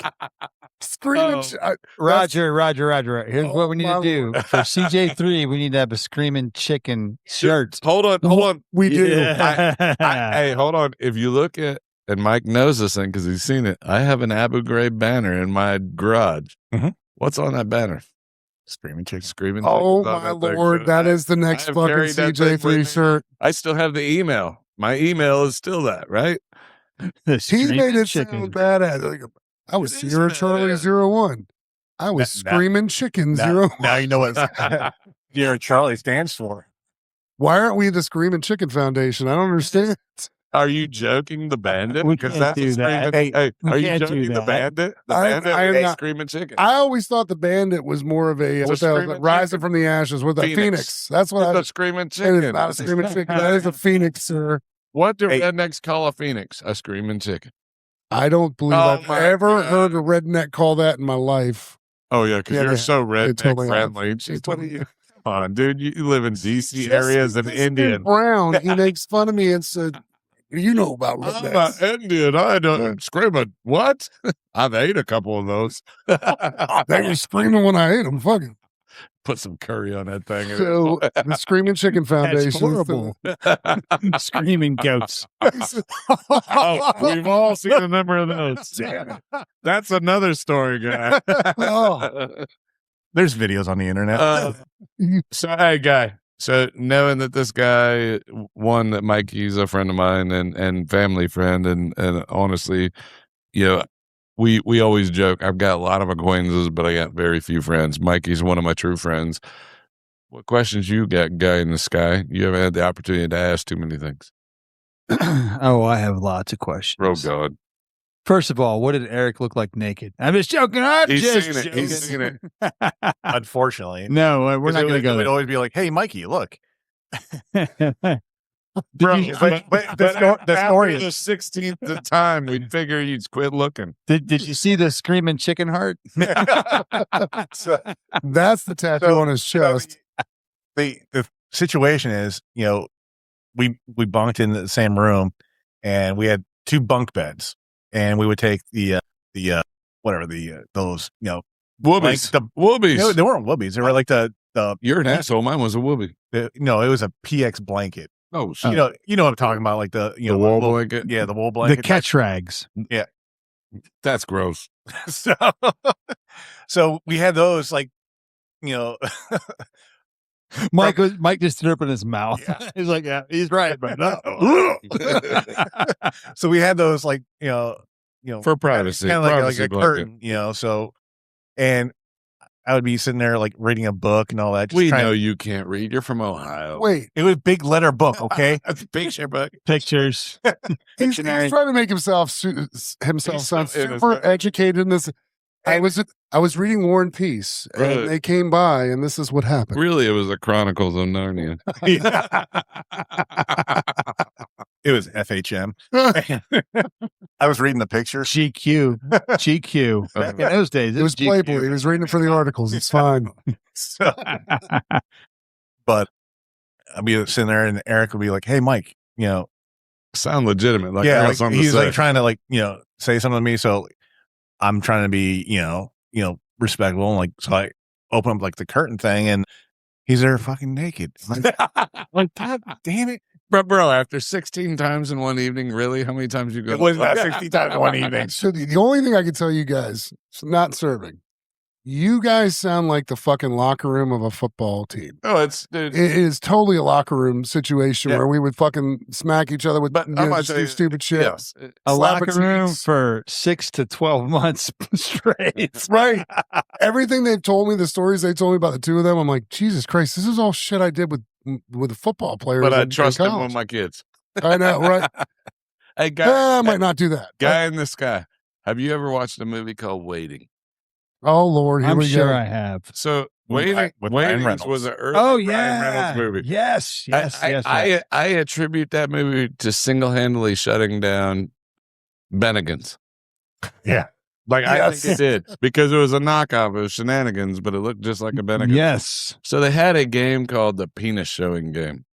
Unfortunately, this was a cult classic. It was kind of a sleeper movie that didn't catch on. Unfortunately, right before me and Mike and a bunch of us went to Iraq, it came out. So then for the next year, there was the Penis Showing Game in Iraq. And for a bunch of heterosexuals, it's the most homo thing I've ever seen. But to your point, Roger, it's interesting. I'm just gonna say, It's are called we Brotherhood. sure it's heterosexual? It was. Males there. I just got with a brown girl. I mean, you. Cut him a break, dude. What the fuck? I mean, I just I need to mean- ride back to y'all's place. She doesn't like you, Mikey. She's going to cut you. After that, I know nothing. I see nothing. I say nothing. whatever you do, just get me just back like to the house. my tattoo, right? What? Mr. Constantine, you've heard of MS-13, right? You're not making it home. I guess I'm hitchhiking. Look, She had to laser off the little teardrops under her. Teardrops on her face. Yeah. Straight to El Salvador. we'll go into this story at like off camera. Like she used to go to the gym and like Angry. hardcore. Angry face. You stay the hell away from her. But I do have to answer your She like question. She-Hulk. No, she's Answer very what- focused in the gym. No, very hey, focused. she in the- wasn't, because when I came around, she was not. I broke did that something. Oh, is that what No, happened? but hey, did you hear did you hear the introduction of me and her in the gym? No. So Tell. So I'm going to try to Please. tell this as factual as possible, because she's close and things will fly. So I'm going to say this as factual as possible. I've removed all sharp. Right. Thank objects you back very here. much, guy. Put the Except bottle the down. bottles. Put the bottle down, Michelle. So she is very intense in the gym, and she honestly, I'm very impressed with her workout regimen and all that stuff. She does a good job and all that. So anyway, I was trying to figure out how to approach her. I'm just going to be me. So she's working out. That's a terrible idea. She's working out. She happens to be right across from me, sitting on benches and whatever. And I look up at her intently, and they go, "Are you ever going to smile, bitch?" That was my introduction. Is it not? Oh my Lord. And that worked? That worked. Because here we Oh are. my God. Look, dude, you're talking Either to that- a counterintelligence specialist. You Well, read her like a either book. that or she's with him so she can kill him later. It's fine. Think about this. It knocked her off her game, right? She was used. I mean, look what Guy said. He said, I wasn't going to even interfere with that. I wasn't going to. Now, granted, Guy's not talking to people in the gym, whatever, because he's getting his time in. But think about it. I knocked her off her game. She's like, this mofo just said this. She is MS-13, so there is the possibility that she's playing the long game with you to stab you. It's fine. It's fine. Maybe, or I'll have her whole family living in my house. You could be the next John Bobbitt. I'm just saying. Oh, let's not go there, son. Don't piss Michelle, her off. you know that reference? But look, I'm going to reel this back in. I guess we'll start calling him Jane. I'm going to reel this back in. And please do. What is that? Please do, because Eric won't do it. Please do it. So, Eric, you asked me a question. If I had, other than the naked questions, all right. So, Mike, sir, we're going to go back to what we were talking about with, how the CJ3 Foundation helped you, so on and so forth. We talked about, what you did with the CJ3 Foundation, and we talked about what he continues to do. What you continue to do. Yep. Let's talk about, as real quick or as brief or as long as you want to, how you think the CJ3 Foundation could even be better. Oh, I'll punch you in the mouth. Now, this is good. No, this is good. I'm playing, bro. He's going to say when he takes over, it'll be better. Now, let me get rid of that director. He's an ass. Let me put some guardrails on this. I'm not asking this question. Dude, I get you. You're good. But I'm not asking this question to throw CJ3 under the bus. What I'm saying is there's always room for improvement, bro. Yes. And every opportunity, everybody's got different perspectives, and you got to take every perspective in. And the second part of that question is like what CJ3 already provides, and the people, what their heart is, so on and so forth. And you look outside of that, and there's a lot of other really great organizations out there. He's coloring. He's ignoring your statement. No, I'm not. I'm taking notes so I can answer. That's because he gave you a 5-part question. He is writing what he wrote. I know. I can't. I can't remember it. Damn PTSD and TBI. This is actually just a 1-part question. No, I'm just going a long way around about asking it. No shit. But I need a fucking map. Yeah, man. Yeah. Look, you guys are analysts at heart. Whoa, just put it all together. Put it all together at heart. No. Analyze people and conversations. Look, you analyzed Michelle, and look where you're at. All right. I mean, there's an interrogation going on here now, Mike. All right, so to finish up with it on it, so like you see other organizations, and what CJ3, where their heart is and what they want to provide and can provide. What would it be different? Not different, but what would you add on to the support that they're already doing that would make your experience better, and what your experience going into it, whatever the traumatic experience was or whatever, like how could CJ3 serve even better, though they did a great job already, but how could they serve you better? No, dude, there's always room for improvement. Change the name to Screaming Chicken 3. So our call sign. That's a hard question, and I apologize for being out there. But you know what? It is a very difficult question because I'll just say that I think CJ3 is doing an excellent job with. I will pay you later. I know you will. He knows it's not going to be with much because he's seen you naked, but that's fine. Hey, Mike, he knows the bottles I like. So. No, are we talking champagne bottles? No, this is my bourbon boy right here. This dude will do whiskey and bourbon like it's going out of style. Yeah, I'll show you pictures of what I got. Me and Mikey got a love of bourbon and whiskey. So yeah, what can CJ3 do better? I mean, first, like I was saying, CJ3 does an excellent job, around or all around rather, and I would say that just expanding out. Getting the recognition beyond the local area here in Leesburg, in the greater NCR area and all that, and it's trying to get those recipients that are from all over the country. Because when I went through the retreat, as I call it, I went with a former Army soldier. He was a firefighter. Who'd you go? First names. Who'd you go with? Honestly, I can't remember off the top of my head. I wasn't trying to put you on the spot. Well, you did. Clearly, wasn't memorable. Can't remember names. I can remember. I can remember his face. Now you're just turning into him. Anyways, keep going. He remembers him naked. Hey, Michael. But like encouraging those who've gone through the program, whether it be the retreat, the hunt, the golf tournaments, racing, whatever it is, getting them to promote within their communities. Yep. Granted, like some people are introverts and they're unable to do that. Some are extroverts and they're great at it. Like Gold Star tomorrow up in Wisconsin. Awesome. It's a great job.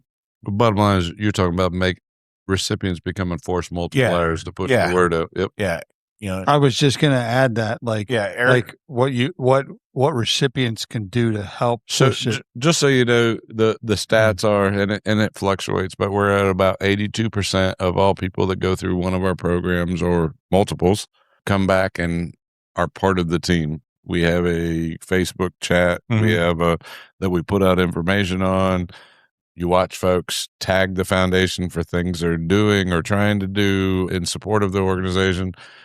We fluctuate, but like I said, about 82% of our recipients that go through one of our programs come back and do some form of something, which I don't think is a bad thing. But to Mike's point, we can't be everywhere and everything to all people. So we need our recipients to help get the word out. Otherwise, we just can't be in all those areas. So I agree with you. I have an idea. I don't even know if you'd be able to do this, but it seems like you guys create gremlins. You should make a CJ3 gremlin T-shirt. Create some motherfucking gremlins. Don't feed after dark. Michelle, do you know what that is? Oh, okay. Listen, I think she just said yes for yes. Jen had to tell her who Lorena Bobbitt was, by the way, and she then made a face behind you, and I was like, "Oh, you just told her, didn't you?" Yep. Now knows what it is. No, you don't, Michelle. You never know what that is. Yes, you do, and your knives come in handy for that. Just so you know. Please continue. We are working on Sasquatch. Go ahead, Mike. What else you got, Bob? So being force multipliers and all that, and it's just encouraging the recipients to actually do it. Everybody's got their thing going on with their lives. They're busy and all that. And Eric and I have talked about it. I'm actually starting to get out and doing some stuff. I've got something lined up at the end of January. So let's be candid, right? Yeah. So and then this is going into another thing. Mikey's my family friend. Mikey's been around in my life for a long time. So I asked Mikey, "You want to take on a leadership position?" Right? He would be my guy in Ohio. He turned me down, hurt my feelings, but I understood. Right? I made him cry. Just one tear. And all joking aside, hurt my feelings because I want you on board, right? Because I know what you believe in, and you believe in this, and you're supporting it. What I realized was you turning me down didn't change anything, really, because you still support. But the candid part was at the time, and it's still that time, but it may be morphing. He wasn't ready for it. It wasn't his time. He was like, "I'm still dealing with stuff. I'm still busy with this. It's not my time." But I'll be honest with you, he's done more for me. The part I had to stand back and go, "Oh, hold on, I need to check myself," is he was still doing more for the foundation than some of the people on staff. I was like, "We're good." Yeah, he's still a friend. I couldn't dedicate specific time to do things because as we've joked around about me not coming down here to to do whatever event. Well, Roger's learned this. As you reach different levels, there's a different level of responsibility and requirements, right? That's just a fact of life. We had that same same conversation, which is why you said not right now. Roger has experienced some of that through good and bad because we've had some tough love in both ways where I had to put myself in check, and he was like, "Oh crap, this really meant I had to do this." So all good, right? He does a really good job explaining things to me at times, and sometimes I need that 2-year-old. Hey, tell me you need me there, and he's like, "I don't like to ask." We need to make sure Jen's on the calendar. Hashtag facts. I'm not gonna lie, because she when she met me, I was Indian Standard Time. Oh God. And being Indian, I can say that on the air. It's fine. Well, look, I'm the one that runs early. Like she takes a shower first. I'll take a shower. I'm ready to go before she's out the door, and I still get blamed for Indian Standard Time from 5 years ago. Look, I'm gonna interject here because I heard something. I was at Hammer and Nails last week. That's the hair and whatever place. Yeah. It's the man place. Bro, did you get your nails done in a facial? No. Yeah, you did. You don't be guy in a I do it. I get pedicures and manicures. Pamper yourself. I would say that I wouldn't do it. Is that your $80 haircut? No, I have a membership. So, but no, listen. There's a young guy in there. He's been there since they opened. His name's Jazz, right? Yep. And he took a phone call, and it was another employee because he's the manager, and the dude or woman, whoever he was talking to, had done something, and Jazz was squaring this person away. As I went in for a neck trim, right? I had a meeting, and I didn't want to have a hairy neck. Yep. And so he's talking to this person as he's doing my neck trim, and he said something that resonated with me, and he apologized after he got off the phone. He's like, "I'm sorry for that," and I thanked him for it because it was a good reminder. But his thing is like, look, I support you, but what comes with supporting you is I have to hold you accountable. Yes. And the thing is like when it comes to us and CJ3 and like Roger and Eric and now Mike and like whatever someone's responsibility is, it doesn't mean like holding someone accountable isn't lack of support. That is support. And when you don't hold somebody accountable, that is not supporting somebody. Yep. You know what I mean? And so like how you guys keep each other in check, that's a good fucking thing. That is needed across the board. Most businesses, if they did that, they would prosper. Right. A lot of businesses don't do it. And that is supporting your people, is holding them accountable. That's support, man, if you do it in the right way. Well, and the other thing is you can love each other and still call each other's bullshit out, right? Mm-hmm. I mean, there's nothing wrong with that. That's true. By the way, Jazz is not a young man. He has been around for a very long time. But he's not a young man, but he was the manager there from when they first opened. Yep. And like what he actually runs so I used to go there too. He runs all their places whenever they open. He actually stays in. Jazz is awesome. He's a good dude. Yeah, and like when he apologized, he was talking on the phone with this person, and he was like, "Man, I'm sorry for that. I didn't mean for you to hear that." And I told him, I was like, "Look, no, that was really encouraging because I support you, but figure it the fuck out," is basically what he was saying to the person. No, like I'm holding you accountable because you fucked up. That doesn't mean I don't support you. That means I do support you. Oh, there's some parenting skills in that as well. Yeah, man. So, So anyways, I digress. Just to let you know, so one of the things you're talking about is levels of responsibility. Roger's very familiar with this because we talked about levels. Mike, we had the conversation.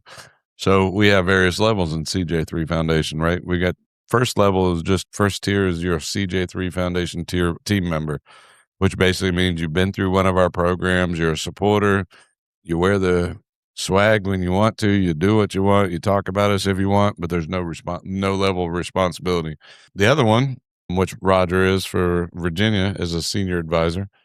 Senior advisor comes with, hey, there's some things going on in Virginia I need help with. You get access to some of our sponsors and some of our things. I need your support in being my guy to help arrange some of this because I've got national to worry about. I need you to be my guy. The last level, which there's another level of responsibility in that I have to be able to count on. The last level is you're me, but you own the state, and that's an ambassador. We have an ambassador for Wisconsin. We get an ambassador for Georgia, for Florida, for Alabama, and for some other states. But that is basically you're me forward deployed to one of those areas, and you are running all things CJ3 in that area with my backing. And so those are kind of the three levels we operate at and kind of move forward in. Right now, Roger is a senior advisor for this area. We'll see if he's going to make the turn. No. And we're waiting. And we're waiting on what Mikey's getting ready to do with Ohio. Well, let me ask you guys this, because Jen, she just told me something. Uh-oh. He's gay? No. Maybe. No. Maybe. He's maybe 80s gay. Oh, Because it's about Rocky. the worst part is I know what you're talking about. And not to take the spotlight off of you, Mike, but this whole process of having a podcast is to really highlight what CJ3 does, and Warriors to Watchmen, which you're a Watchman, you're involved and you've been through the program, but there is an event coming up, and it's the 50th of Rocky. Yes. Oh, yes, it is. And it's going to be an interesting one because it is interesting. We're actually splitting functions, right? We're going to be in two separate areas same day. We're splitting functions. The Ashburn and Percival Pub are hosting a Rocky 50th benefiting the CJ3 Foundation. So they have two different locations. So Eric and I, for the first time, which I think is making him exceptionally uncomfortable. Really? It kind of might be. I've been running these for a while. Just saying. You're like, I'm so used to running it with you. I don't know what to do right now.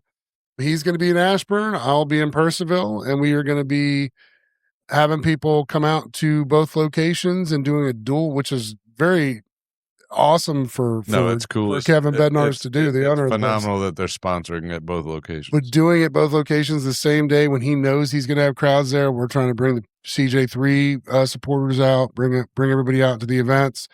It's going to be a fun day, and I mean, just wow. So let me tell you the level of impressed I am with them coming on. Right, so.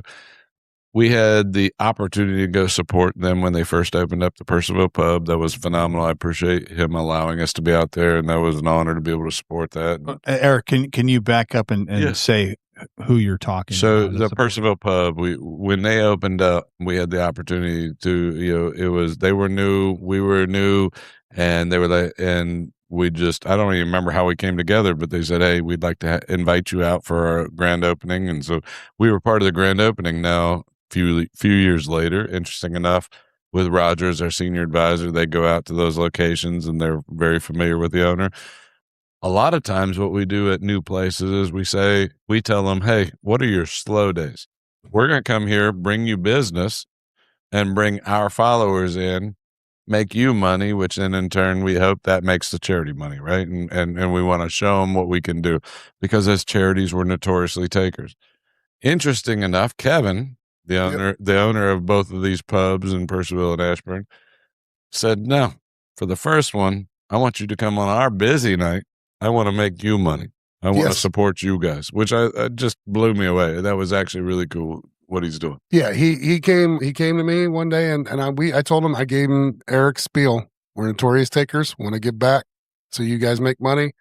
He said, well, we can do that another time, but I think for your first event, it should be a double event at the Ashburn and Percival Pub, and we'll do it on. I was like, "Are you shitting me?" He's like, "No." I was like, "Okay." And and normally, like when we do an event, I've realized, Eric, working behind the scenes, the events take a lot of work. And Kevin's like, "No, I got a whole list." I was like, "Hey, we have stuff we can do for giveaways." He's like, "All right, if you want to." I'm like, "What does that mean?" He goes, "You don't need to. You're gonna do well." He goes, "But if you want to do a raffle or something like that," he goes, I'll take care of, just bring in your stuff. I'll take care of all that. I'm like, he's like, I got a checklist. I'm like, are you shitting me? I need this checklist for future events in other places. No, Kevin Bednarz was awesome with this one, because I definitely, whenever I give speeches to people, I say the same thing Eric does. Foundations. Do you say the same thing I do? Kind of. I mean, I say it in my own words because I have a prettier voice, and it's prettier singing voice than you do. Hold on. Can we go back to something, Roger? Oh, shit. Let's go back to this. Early days. Roger was a little nervous about giving the spiel. I didn't know I was supposed to. Right? So, and Eric, again, wasn't like, hey, you're giving the spiel. He jokingly said, you should talk up there. And I'm like, maybe no. So I've got a problem with talking. So the one that, I know really is a lie. The one that really made me laugh was me and Roger decided we're going to get on a phone call with actually, it was involving this. Yes. It was involving this. Yes. It was involving Raven Tech and Negative Bounce. Yes. And it was our first kind of our first call, right, guys. Our first call guy with you and Mike, and I can't remember the other person's name. So I looked at Roger. I was like, "Hey, bro, you're my Virginia guy." That recording was not good, by the way. No, not the recording. The conversation. Oh, the conversation. On the phone call. Our first recording was not good. Yes. So bottom line is, I was like, Roger, you're my Virginia guy. You go ahead and carry this, whatever. We're going to, this is a great initiative. So Roger put together notes. I can only picture this by his story. He's like, I got all these things typed and written out. He was driving. Go ahead. I was driving and I had notes in a notebook sitting next to me. So I hit topics with you guys. And so I'm ready to go. And I had stopped driving when we really got to the call. I'm sitting in the parking lot, restaurant we were going to. And I'm sitting in the parking lot and It's Denny's. It was Denny's. It's totally Denny's. All you can eat buffet that night. Yeah. I'm sitting in the parking lot and I have my notebook with me. He's ready. He's ready to go. This is his first opportunity in front of me and with Mike. So it's a big deal because, hey, Raven Tech and Negative Bounce have been phenomenal partners. This was a big deal. So this is the first meeting, right? So I'm sitting there ready to go with all the questions. And I think it was Mike that asked Eric a question. He's like, well, Roger, I'll go first and then come to you. And he fucking spiels off everything on my goddamn checklist without having anything ready. Well, hold on. My internet goes down. Yeah. So I gotta take it from my phone. So legitimately, he's literally on his phone because his shit goes down. I'm talking to you guys through my car, got everything ready to go. Fucking Eric. So, and then he has the balls at the end of all of it. Roger, you got anything to add? No, motherfucker. You covered every goddamn topic I was ready to cover. Roger, let me give you my perspective. Yeah, I want to hear this. This is awesome. So, that happened. And Eric's like, Roger, you got anything to add? And there was a slight pause of about 4 or 5 seconds. And you're like, well, Eric covered everything.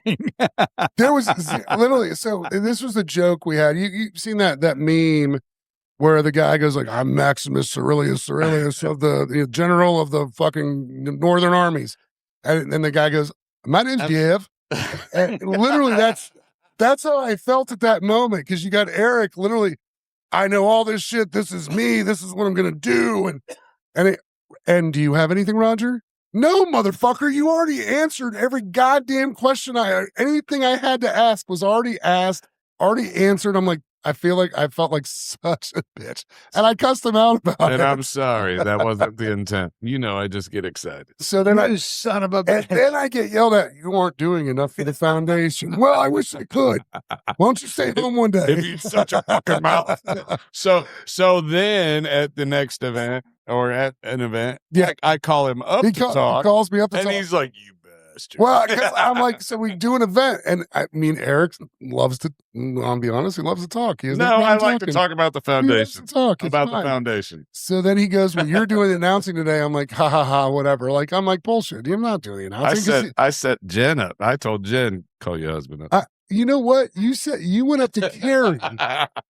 You went up to Carrie and got Carrie on board. The guy, Carrie Wimbish was singing for us at the event that day. And he goes, and Roger's going to come up and give the note. I'm like, this motherfucker, he's for real? So then I go up and then I'm like, all right, shit, I wasn't prepared for this. I had no problem talking about the foundation. I have no problem thanking people for the foundation. But I just don't want to take it away from you, sir, because you definitely like to talk. You love to talk a little bit. When it comes to the foundation, I'll talk. Mikey, am I right about that? As the Ohio guy that you're 100%. Senior advisor of Ohio. Oh, no, I don't agree. I don't agree. I don't agree. Oh, Mikey, bad choice. Mikey's just a team member. So while Mike's talking shit, I'm going to tell you, Mike's got a fat bastard story. Why you call me fat? So because did you just call one of his babies fat? Because of Mikey, I missed a deployment to Iraq because he wanted cheesecake. Wait, what? Because he wanted cheesecake so bad, I missed a deployment to Iraq. Cheeks? What's going on here? No, that's not the story. Really? But my shoe came untied. And then my other one came untied. And then the other one, and the other one, and we missed I was wearing slip-on shoes, but still. And he was like, well, we're going to have to go to Cheesecake Factory instead of Iraq. We didn't know there was a Cheesecake Factory. Factory. You did too. No, we did not. Did the research. No, we did not. Mike, well, as we're on this topic. Cheesecake? Not cheesecake. You're hungry, as a topic, I'm going to reel this back in. And here's what I'm going to ask you. So with the CJ3 Foundation, what could like from what you know in Ohio, your land, Believe land, that's where I'm from too. Yeah.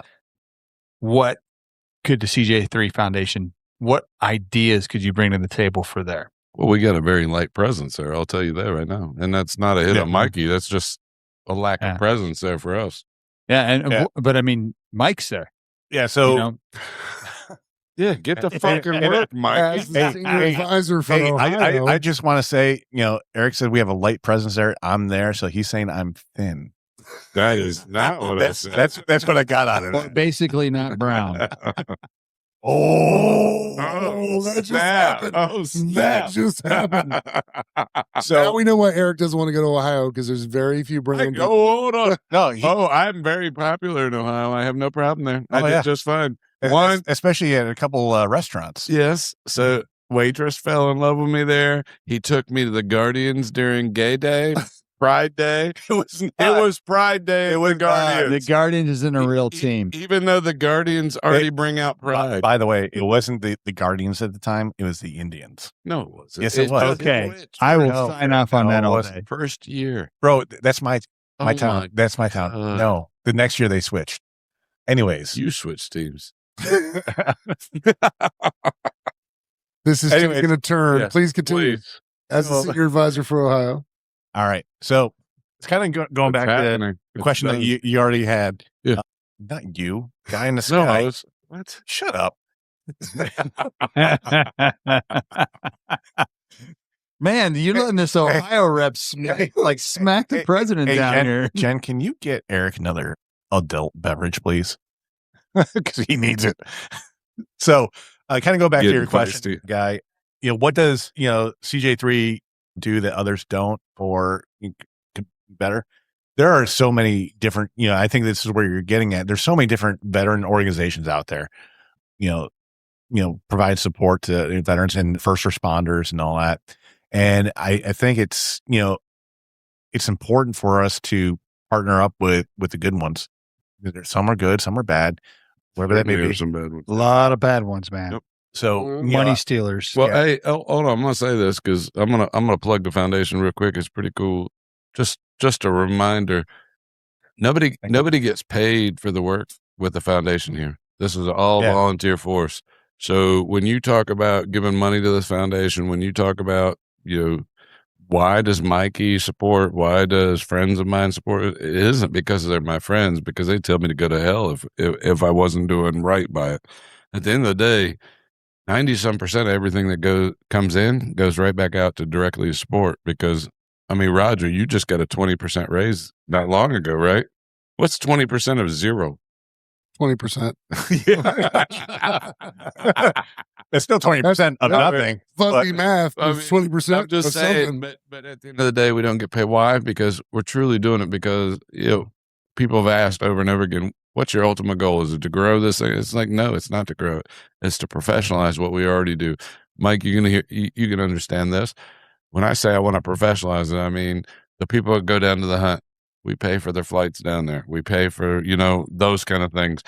Professionalize means instead of us busting our humps to raise money for the next dog, we already have that money. We already have that dog funded. We already have the next 20 veterans going through the mental health and wellness facility funded. And we're scheduling it out a year ahead. Yep. That's what I mean by professionalizing. Right. I don't want to grow. I don't want this to be, because part of what we believe in is this friend family environment. And I truly do believe in that. And I don't want to grow outside of that because that'll take away our effectiveness. Yeah. So I'd be curious your thoughts. And it's kind of like what's going at. It's like, we need to identify, good organizations that, we can partner up with, that we can basically, be compatible with in terms of we offer something that they don't, or vice versa. Here's the 4 things we do really good. Now we're Rolodex for other partners we support, right? Right. Well, it kind of what populated with Junior, right? So down in Atlanta doing the hunt, even though Eric was opposed to it, it makes sense. It's not about having fun. It's about it's a therapy. That thing was another charity before we even consumed it. Right. Yeah. And you told me, I remember you told me that Junior reached out to you and you're like, no. Well, I actually went through the hunt. Yeah. I went through it as a recipient and we ended up consuming it because it was a good thing going on. But to his point, it's, we've got what operation, you went to the sports. Oh, Warrior Wishes. Yeah. Warrior Wishes. Warrior Wishes does a phenomenal program. Craig is awesome. Craig sends people to different sporting events, different whatever. We've been to them. I've taken some people down to the Commander's training camp with them. You wouldn't take me that year, but that's fine. Well, you're not a wounded hero. But at the end of the day, that goes back to Mike's point. It's like we don't have to be all things to everybody, right. but we find that phenomenal group that we support, that we agree with what their background is, that do those other things. We don't have to do it all. I just need to have a worn turnover place to be able to have people. We help each other grow. Right. Yep. So let me toss this out there then. Let me make a call out to all of our Ohio friends, anyone that listens to this. So, I mean, we're going to share this on LinkedIn, all of us. 100%. We'll share it on Facebook, and any of our Ohio friends, if you want to get involved, contact CJ3. And what's the website, Eric? CJ3foundation.org. Yeah. And here's another thing. We all have resources and friends. For instance, like, with the Cleveland Browns, why can't we try to leverage a friend to support this within the organization of the Cleveland Browns and get veterans and first responders to go meet one of the players and have an event with them to raise money for this? Like there's stuff we can do in Ohio, even just going to the Football Hall of Fame. Bro, you know that. You know what I mean? At the end of the day, you get in the Midwest, Great Lakes. I associate them all to be the same, whatever. But at the end of the day, you got some tremendously patriotic people that want to serve and support. I see it every time I go back there, whether it's Ohio, whether it's Iowa. I've lived in Wisconsin. All of them have some phenomenally patriotic folks that want to support. But that goes back to we can't be everywhere as staff. Right. So we need to go back to, how do we get our recipients involved? We're doing okay, but I still consider us a small to medium charity. I don't have any desire to grow it. If it does, great. If it doesn't, we're still helping out a number of folks. You're helping out more people than are not helping out. You know what I mean? Yeah, no, I hear you. It's like, and what I mean by that is like, a lot of people will say they want to help out, but it's all words. Brother, let me tell you, not all words. I can tell you this running a charity, and Mikey, you've seen it. Not all help's good help, right? Mm-hmm. And to Mikey's point, he didn't want to be not good help at the time because that's why he said he didn't want to become our ambassador for Ohio. And that's fine because he's still doing phenomenal work. I say he sounds like he's a leader in Ohio already. Oh, he is. He absolutely is. But he's doing it as he can, when he can, versus, right? What you're asking. You took the step. Which is why Eric's basically calling out not all help is good help. And he's pointing at me when he says it. It's fine. But I'll just call you significant other. He was looking at me though. He was looking at you because he didn't want to point at me exactly. But I'm going to tell you, one of the biggest things I will tell you, I'm humbled by running this program when I have my personal friends, Mikey being one of them, and truly we bust each other's hump a lot, and I appreciate the hell out of you. When they voluntarily go through the program, find value, provide feedback, and then become part of the process, dude, that's humbling, man. That like no greater compliment, could I have than, I got Mike, I've got Chris as our deputy director. I've got, folks like that. Like that it's worth it, Eric. What you started has created a following of people that, I mean, not everybody that goes through is gonna love it, but most people, like you said, you have a high percentage of people that go through that, and it just shows the value of what you created. And I don't know if you've ever talked about why you created it with your challenges coming to the VA and the challenges you have with that. And it's no shot against the VA, but it's not easy. And I've heard I've heard other vets talk about, when you go in and say you have a mental health issue to the VA and it's put in your file, and it's not a good thing to be put in your file. And that's not okay either. Like, you're trying to help people, and you're successfully, you've started a foundation that you started out of necessity and created a following like this where people are willing to help you for no money, because 20% of nothing is nothing. I do know the math. and want to help you. You got a phenomenal award, right? I know, sir. Phenomenal award.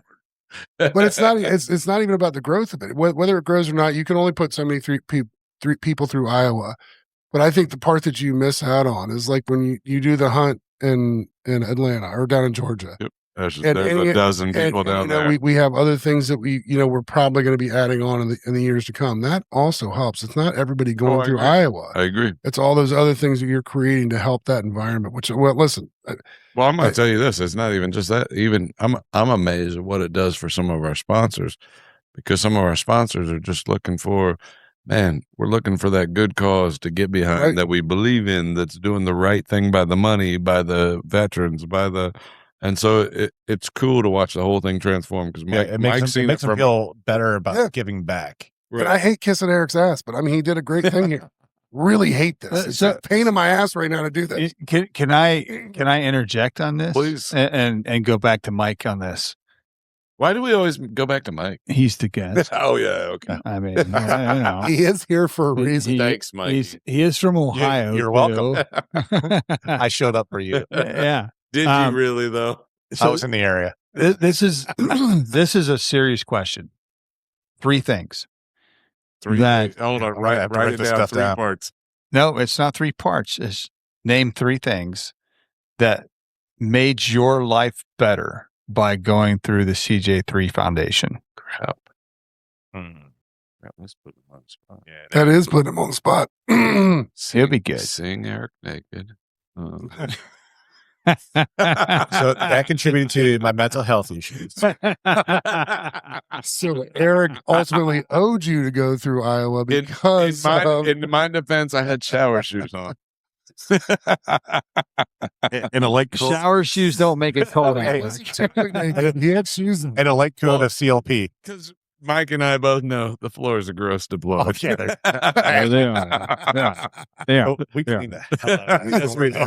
But like in all seriousness, like for anyone that's listening that might be on the fence about going to CJ3, like how did it enrich your life? And obviously don't talk about things you don't want to talk about. Oh yeah. But I'm going to say this, say something. And we're not the only game in town. There are some really good ones. There's a lot of there's a lot that I wouldn't subscribe to, but there are good ones. We're not the only game in town. There's some very good ones. Yes. So, first and foremost, I would say going through, the program and becoming involved in CJ3 in the capability that I, in the past that I could, and, what I'm able to do now. In fact, Eric and I were talking about it, a couple of months ago. I'm actually going to be supporting Tunnels to Towers in Lyndhurst, Ohio. Setting up a table there and supporting them. It's their first annual 5K run. Phenomenal organization, by the way. And so in that, just, we're, making cracks about, Roger's wardrobe being, CJ3, he's got the CJ3, suit. It's got CJ3 all over it and all. CJ3 lapel, pants, underwear, socks. Wait. Yeah. Is there CJ3 underwear? There will be. Yeah. I did them. It's a CJ3 banana hammock. God. So, but it's a small logo. By the way, before you continue, Tunnels for Towers, I actually ran into somebody the other night who saw me with a CJ3 shirt on because it's all the clothes I have. She works for Tunnels of Towers, and she couldn't talk that night because she lost her voice. But I actually was supposed to get her business card to figure out how to work with them up here. So yeah. So the funny thing is, fail. I was wearing, a CJ3 sweatshirt, and I had to go to the dentist because, my crown popped out. And, one of the techs there, she just asked about CJ3. She goes, what is CJ3? So I started explaining to her, and she's like, hey, I'm part of Tunnels of Tower in Lyndhurst. We're starting an annual run. I would like you to set up shop. I want to see you run. Oh no, I'm setting up. I'm setting up the table. I'm setting up. No, the table. You're running for us, right, Mike? Yeah. Tell him to fuck off right now. No, me saying yeah is telling him to fuck off. But Eric, you gave me Billy Ray. Fuck off. Good recollection, sir. Yeah.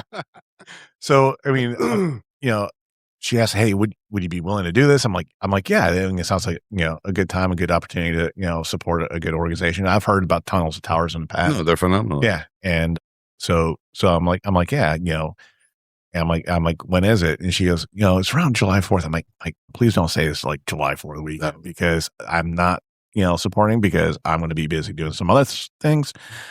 But it's like the weekend before, at the date, it's the Saturday before 4th of July. So, but yeah, going out there to partner up with that. And I think just partnering up with good organizations, you know, it's just good for business. No, there's some organizations we're willing to partner with. We get nothing out of other than showing solidarity and working with. And that's one of them. Yeah, for me, it's like, you know, with my job, I'm probably like the most, you know, like a lot of us actually are very extroverted introverts.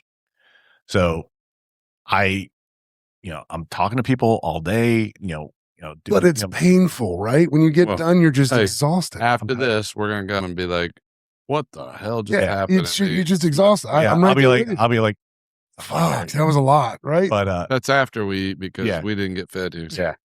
We were promised pizza. That's on Domino's, not me. The Zoid got it. But Michelle doesn't know what that is. Michelle doesn't know what that is. Just annoyed. But so, you know, just, you know, being part of the organization, you know, wearing the apparel, it gets people, you know, all the time, right? Yeah. I mean, I could ask, dude. All right, let me ask you this: what shirt do you wear that gets asked about the most? I know what you're going to say. What shirt do you wear out of the CJ3 paraphernalia do you get talked to the most in? And it's probably because I wear it the most is a polo shirt. Okay. Roger, which one's yours? I know what you're going to say. Well, I'll be honest. As of today, this shirt might have won because the you're game wearing it because to work. I'm wearing it to work now, and I got a lot of questions on it. Prior to work, it is the send me shirt that always gets the questions. So that's what's phenomenal. Like to me, all right. Here's what's funny, Guy. You'll appreciate this. So when we were first creating swag and all that stuff, so our red shirt was number one top seller every Friday because, you know, we kind of pimp it and we were always posting about it and all that. And I think it's a phenomenal movement. And I love all the people that are getting behind it and all that. That's phenomenal. Red Fridays is not just a CJ3 movement. It's a national movement that we just do one part of it. But wait. Yeah. You explain this every time. Do it again, though. Red Friday. Remember everyone deployed. All right. So on Fridays, you should wear red, and it's remember everyone deployed. There's a number of businesses in Loudoun County that are getting behind that and wearing it. We wear it as CJ3 Foundation. So if you don't have one and you want one, go in our Raven Tech is doing it now, our sponsor. Yep. Yeah, they're doing it. There's a number of places you can go. But it's interesting. Our number 2 selling shirt is one that I was actually told not to do or advised not to do, which is funny because when I put it out or when I conceived of the idea, I was told typical U.S. kind of thing. Mikey, you've heard this. Don't do politics, don't do religion. So, but I was like, you know what? One of my founding verses is the send me. Who shall I send? Send me. So we have a send me shirt, and it's a really cool shirt. You know, it's got the silhouettes and all that stuff of the different services on it in the send me logo, and it's got the verse on the back. Oddly enough, that's our number 2 selling shirt behind Red Friday. Do you know how many people will read the back of my shirt, or they'll see the front? They tell me they love it, and then they read the back of the shirt, and they're like, "That's fantastic." It is absolutely astonishing. It doesn't matter. I wore it. Yep. I wore it this weekend at some point, and someone asked me about it. It's just insane the number of people that, and they caught me off guard, and I went back and gave them the card to go look online to order because they're like, "Oh my god, I love that." But I get one. I don't fucking know what you're talking about. I'm amazed by the response of it. I got a wonderful idea for you guys. Here comes the guy in the sky. You guys should commission Invader Girl to make us send me artwork. Oh shit! Ooh, let's do it. Yes. Is that before or after we build the 1968? 68. No, I mean, Invader Girl's going to be a little less so much expensive. It's a weekly thing now. Apparently, Guy tells us that we have to buy things. I think Guy has. It kind of sounds like Eric. Guy has stock across Loudoun County, and he's like, "You need to buy this and do this. It'll be a good idea." You know, Google will actually. Look, Invader Girl though, like it would be a couple thousand. Hey, I'm going to tell you this, Guy. So You originally talked about Invader Girl and the art, and I'm kind of like, yeah, okay. Me and Roger came into your studio and saw the art you have from her. And dude, I'm floored. I mean, bottom line is the art you have in your studio, and this is just a small percentage of what she does and has. Phenomenal. So kudos to her. That she does an amazing job. Yeah, and from what I understand is we're going to have a piece in one of our upcoming raffles. You are going to have compliments of Negative Bounce production. Well, no, compliments to the Warriors and Watchmen. That's what it's complimenting to. That's cute. We appreciate you, but the support that everybody provides. It takes a village. Yes, it takes a village. But like in all seriousness, now, like I'm going to go back to this. If you commissioned her for Send Me, holy shit, could you make epic because I'm gonna artwork with that? I'm gonna tell you one. Just if you're familiar with the verse, the whom shall I send me. Like, dude, every one of us answered the call. Let's face it. That's 1%, right? You and I have talked about that over and over again. 1%. That's such a powerful statement in our culture, in our world of what we support and what we do. So, dude, I love that thing, and I would love to see what she came up with. That'd be awesome. Shit. I think we should. Yeah, we should figure that out. Let's get her on the phone, man. Let's get her on the phone. That'd be cool if we'll do that. Not tonight. No, that wouldn't be good. You but couldn't even get Dominic. I could get him on the phone. Unfortunately, they barely spoke English. So, all right, Mikey. Thumbs up, thumbs down. Where are we at, brother? All right, I've got two other things I gotta tell. Did we cut you off? Yeah, we did. Yeah, of course we did. So what we do here. So one of the other three things I got out of cut Michelle. And no, I'm scared of her. So one of the other things is the holistic approach to the physical health aspect during the retreat.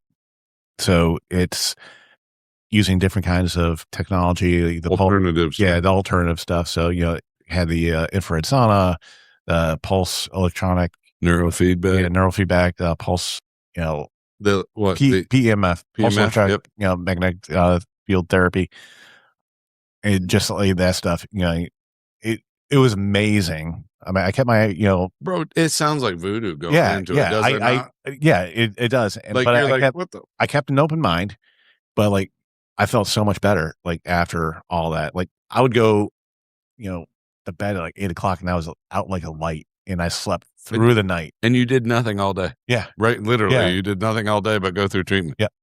And, just sitting there, and all that. So, to that effect, I mean, I took a lot out of that, and I ended up getting myself an infrared sauna for my house, and I got a PMF mat as well. Bougie. Yeah.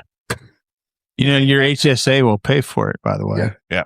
Well, that's Cleveland bougie. That's Cleveland bougie. That's fine. It's Cleveland. It's fine. It's outside of Cleveland. I don't know if you can count, but now you're at number 3. Yeah. I've got So number C. So CJ3. Nicely done. So the third one would be the mental health, looking at the aspect. So you did the neurofeedback. We also spoke with Dr. Thomas and going through the aspect of like, hey, what's affecting us, learning more about ourselves. Took a couple tests. You did the Rorschach test, right? Yeah, I did. Were you there? Yep. Yeah, and that's the one I threw her off. So we won't bring that up here. I don't want to know, please. So I don't want to know your Rorschach test. HIPAA. But the one test, it was, at the end of the day, you're provided with a printout of, hey, this is the basics of what we're going to talk about the following day. The homework was, hey, read this and see how actually accurate it is to your life. And it was spot on, 100%. Dude, the number of people I hear say that, which is spooky, right? It's it's creepy. Almost. And I'm like, okay. And then, speaking with, Dr. Thomas and like, yep, sorry. Yeah. I'm sorry. Sorry, in my Rorschach test, I saw your son's penis. It's weird. It's weird for me too. I love him. No, Mike, like, And she's like, now I know why you're such good friends with my son. Well, that is the funny thing. So my friends go through and they go, I understand why you're friends with him.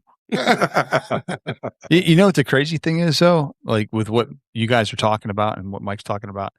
So I don't know if you guys listen to this Huberman, like the Huberman podcast. He goes into the neurological stuff specifically with men, and he talks about the chemical stuff, even things like your diet, how you build muscle, like all kinds of different things. And what you just described is he's described that in several podcasts because he's a neuro doctor. And it is so interesting to listen to, and knowing what being through what you've been through. Mhm. If you listen to Huberman and some of those things, it would all add up. It would all just make sense. Also, when all that happens, Guy, let me tell you this: it's also interesting. So the person that leads our mental health is my mom, as stated. So it's really interesting. So I'm a human professional.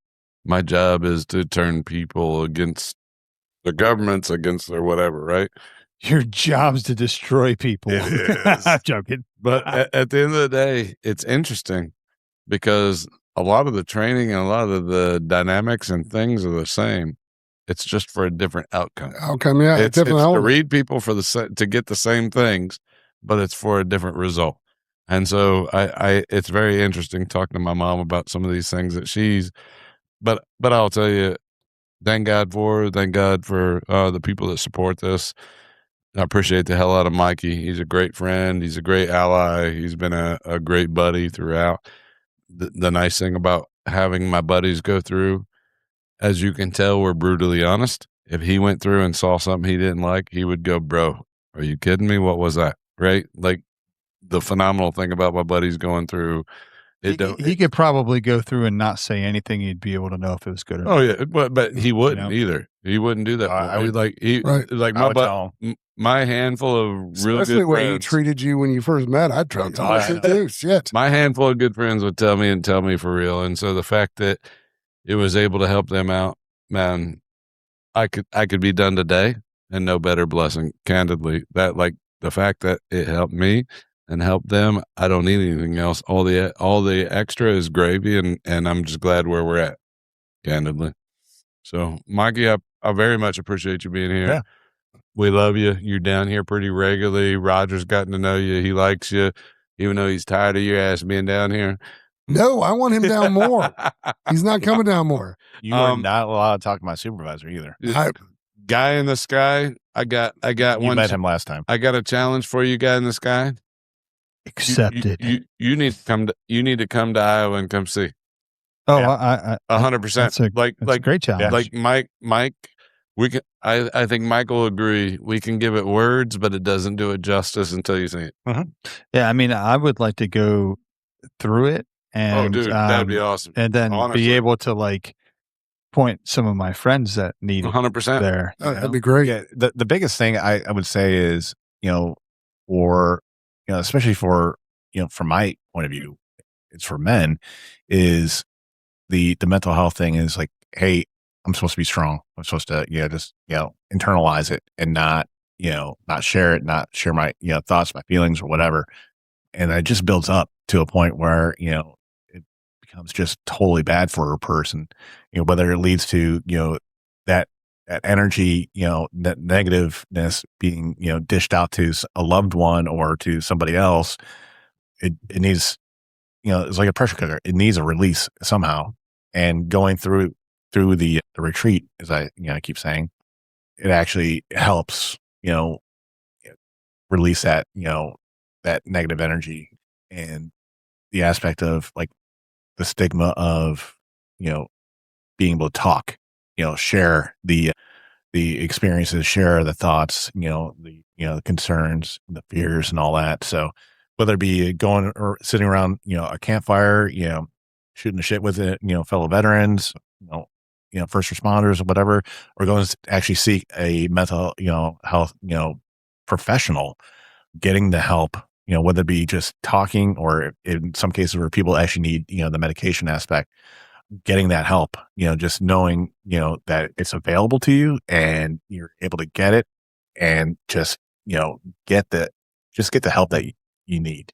I'm going to say my last thing before. Oh, Lord. So we probably do have to wrap My up. last thing. Yeah, I talk a little too much on this. You're good. Sorry. You're good. fine. You're not talking to Not as much as Eric.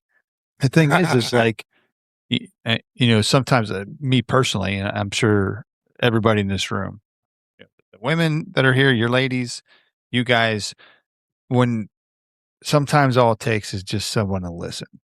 Mhm. Sometimes that's the first part of the healing process. Like I know, like personally, I might be stressed out and it's just a build up of stuff. And, all I want to do is just call one of my buddies. I just want to call one of my buddies and just be like, dude, what's up, man? And just hear their voice. And, the thing is with groups like this and foundations like this, it provides that. It provides, you don't have to do a doctor, but you know what I mean? You don't have to do that, 100%. right? But the first step is like you got some dudes around a fire and that are just there to listen. Or even show up to our local events and hang out with like-minded people, right? That's it. Hang out with your deployed That's it. brothers. Yep, that's the start of the whole Right. process of whatever you're going through, and like I think that's the important part of it. Like it's fellowship. Yep, it's fellowship across the 100%. board, and that fellowship might lead to a treatment of some sort, but it all starts with fellowship, and sometimes all that's needed is fellowship. Yep, right. That's it. Nope, I agree. Well, Mikey, appreciate the hell out of you being here. Yeah, man. It's an honor and a privilege to have my buddy on here. Yeah. Appreciate what you're doing in Ohio. Can't wait to see what that grows into being. Yeah. I hope you get additional help out there to support the foundation and we continue to grow out in your area because candidly, selfishly, that gives me more reason to come out and see you and hang out with you.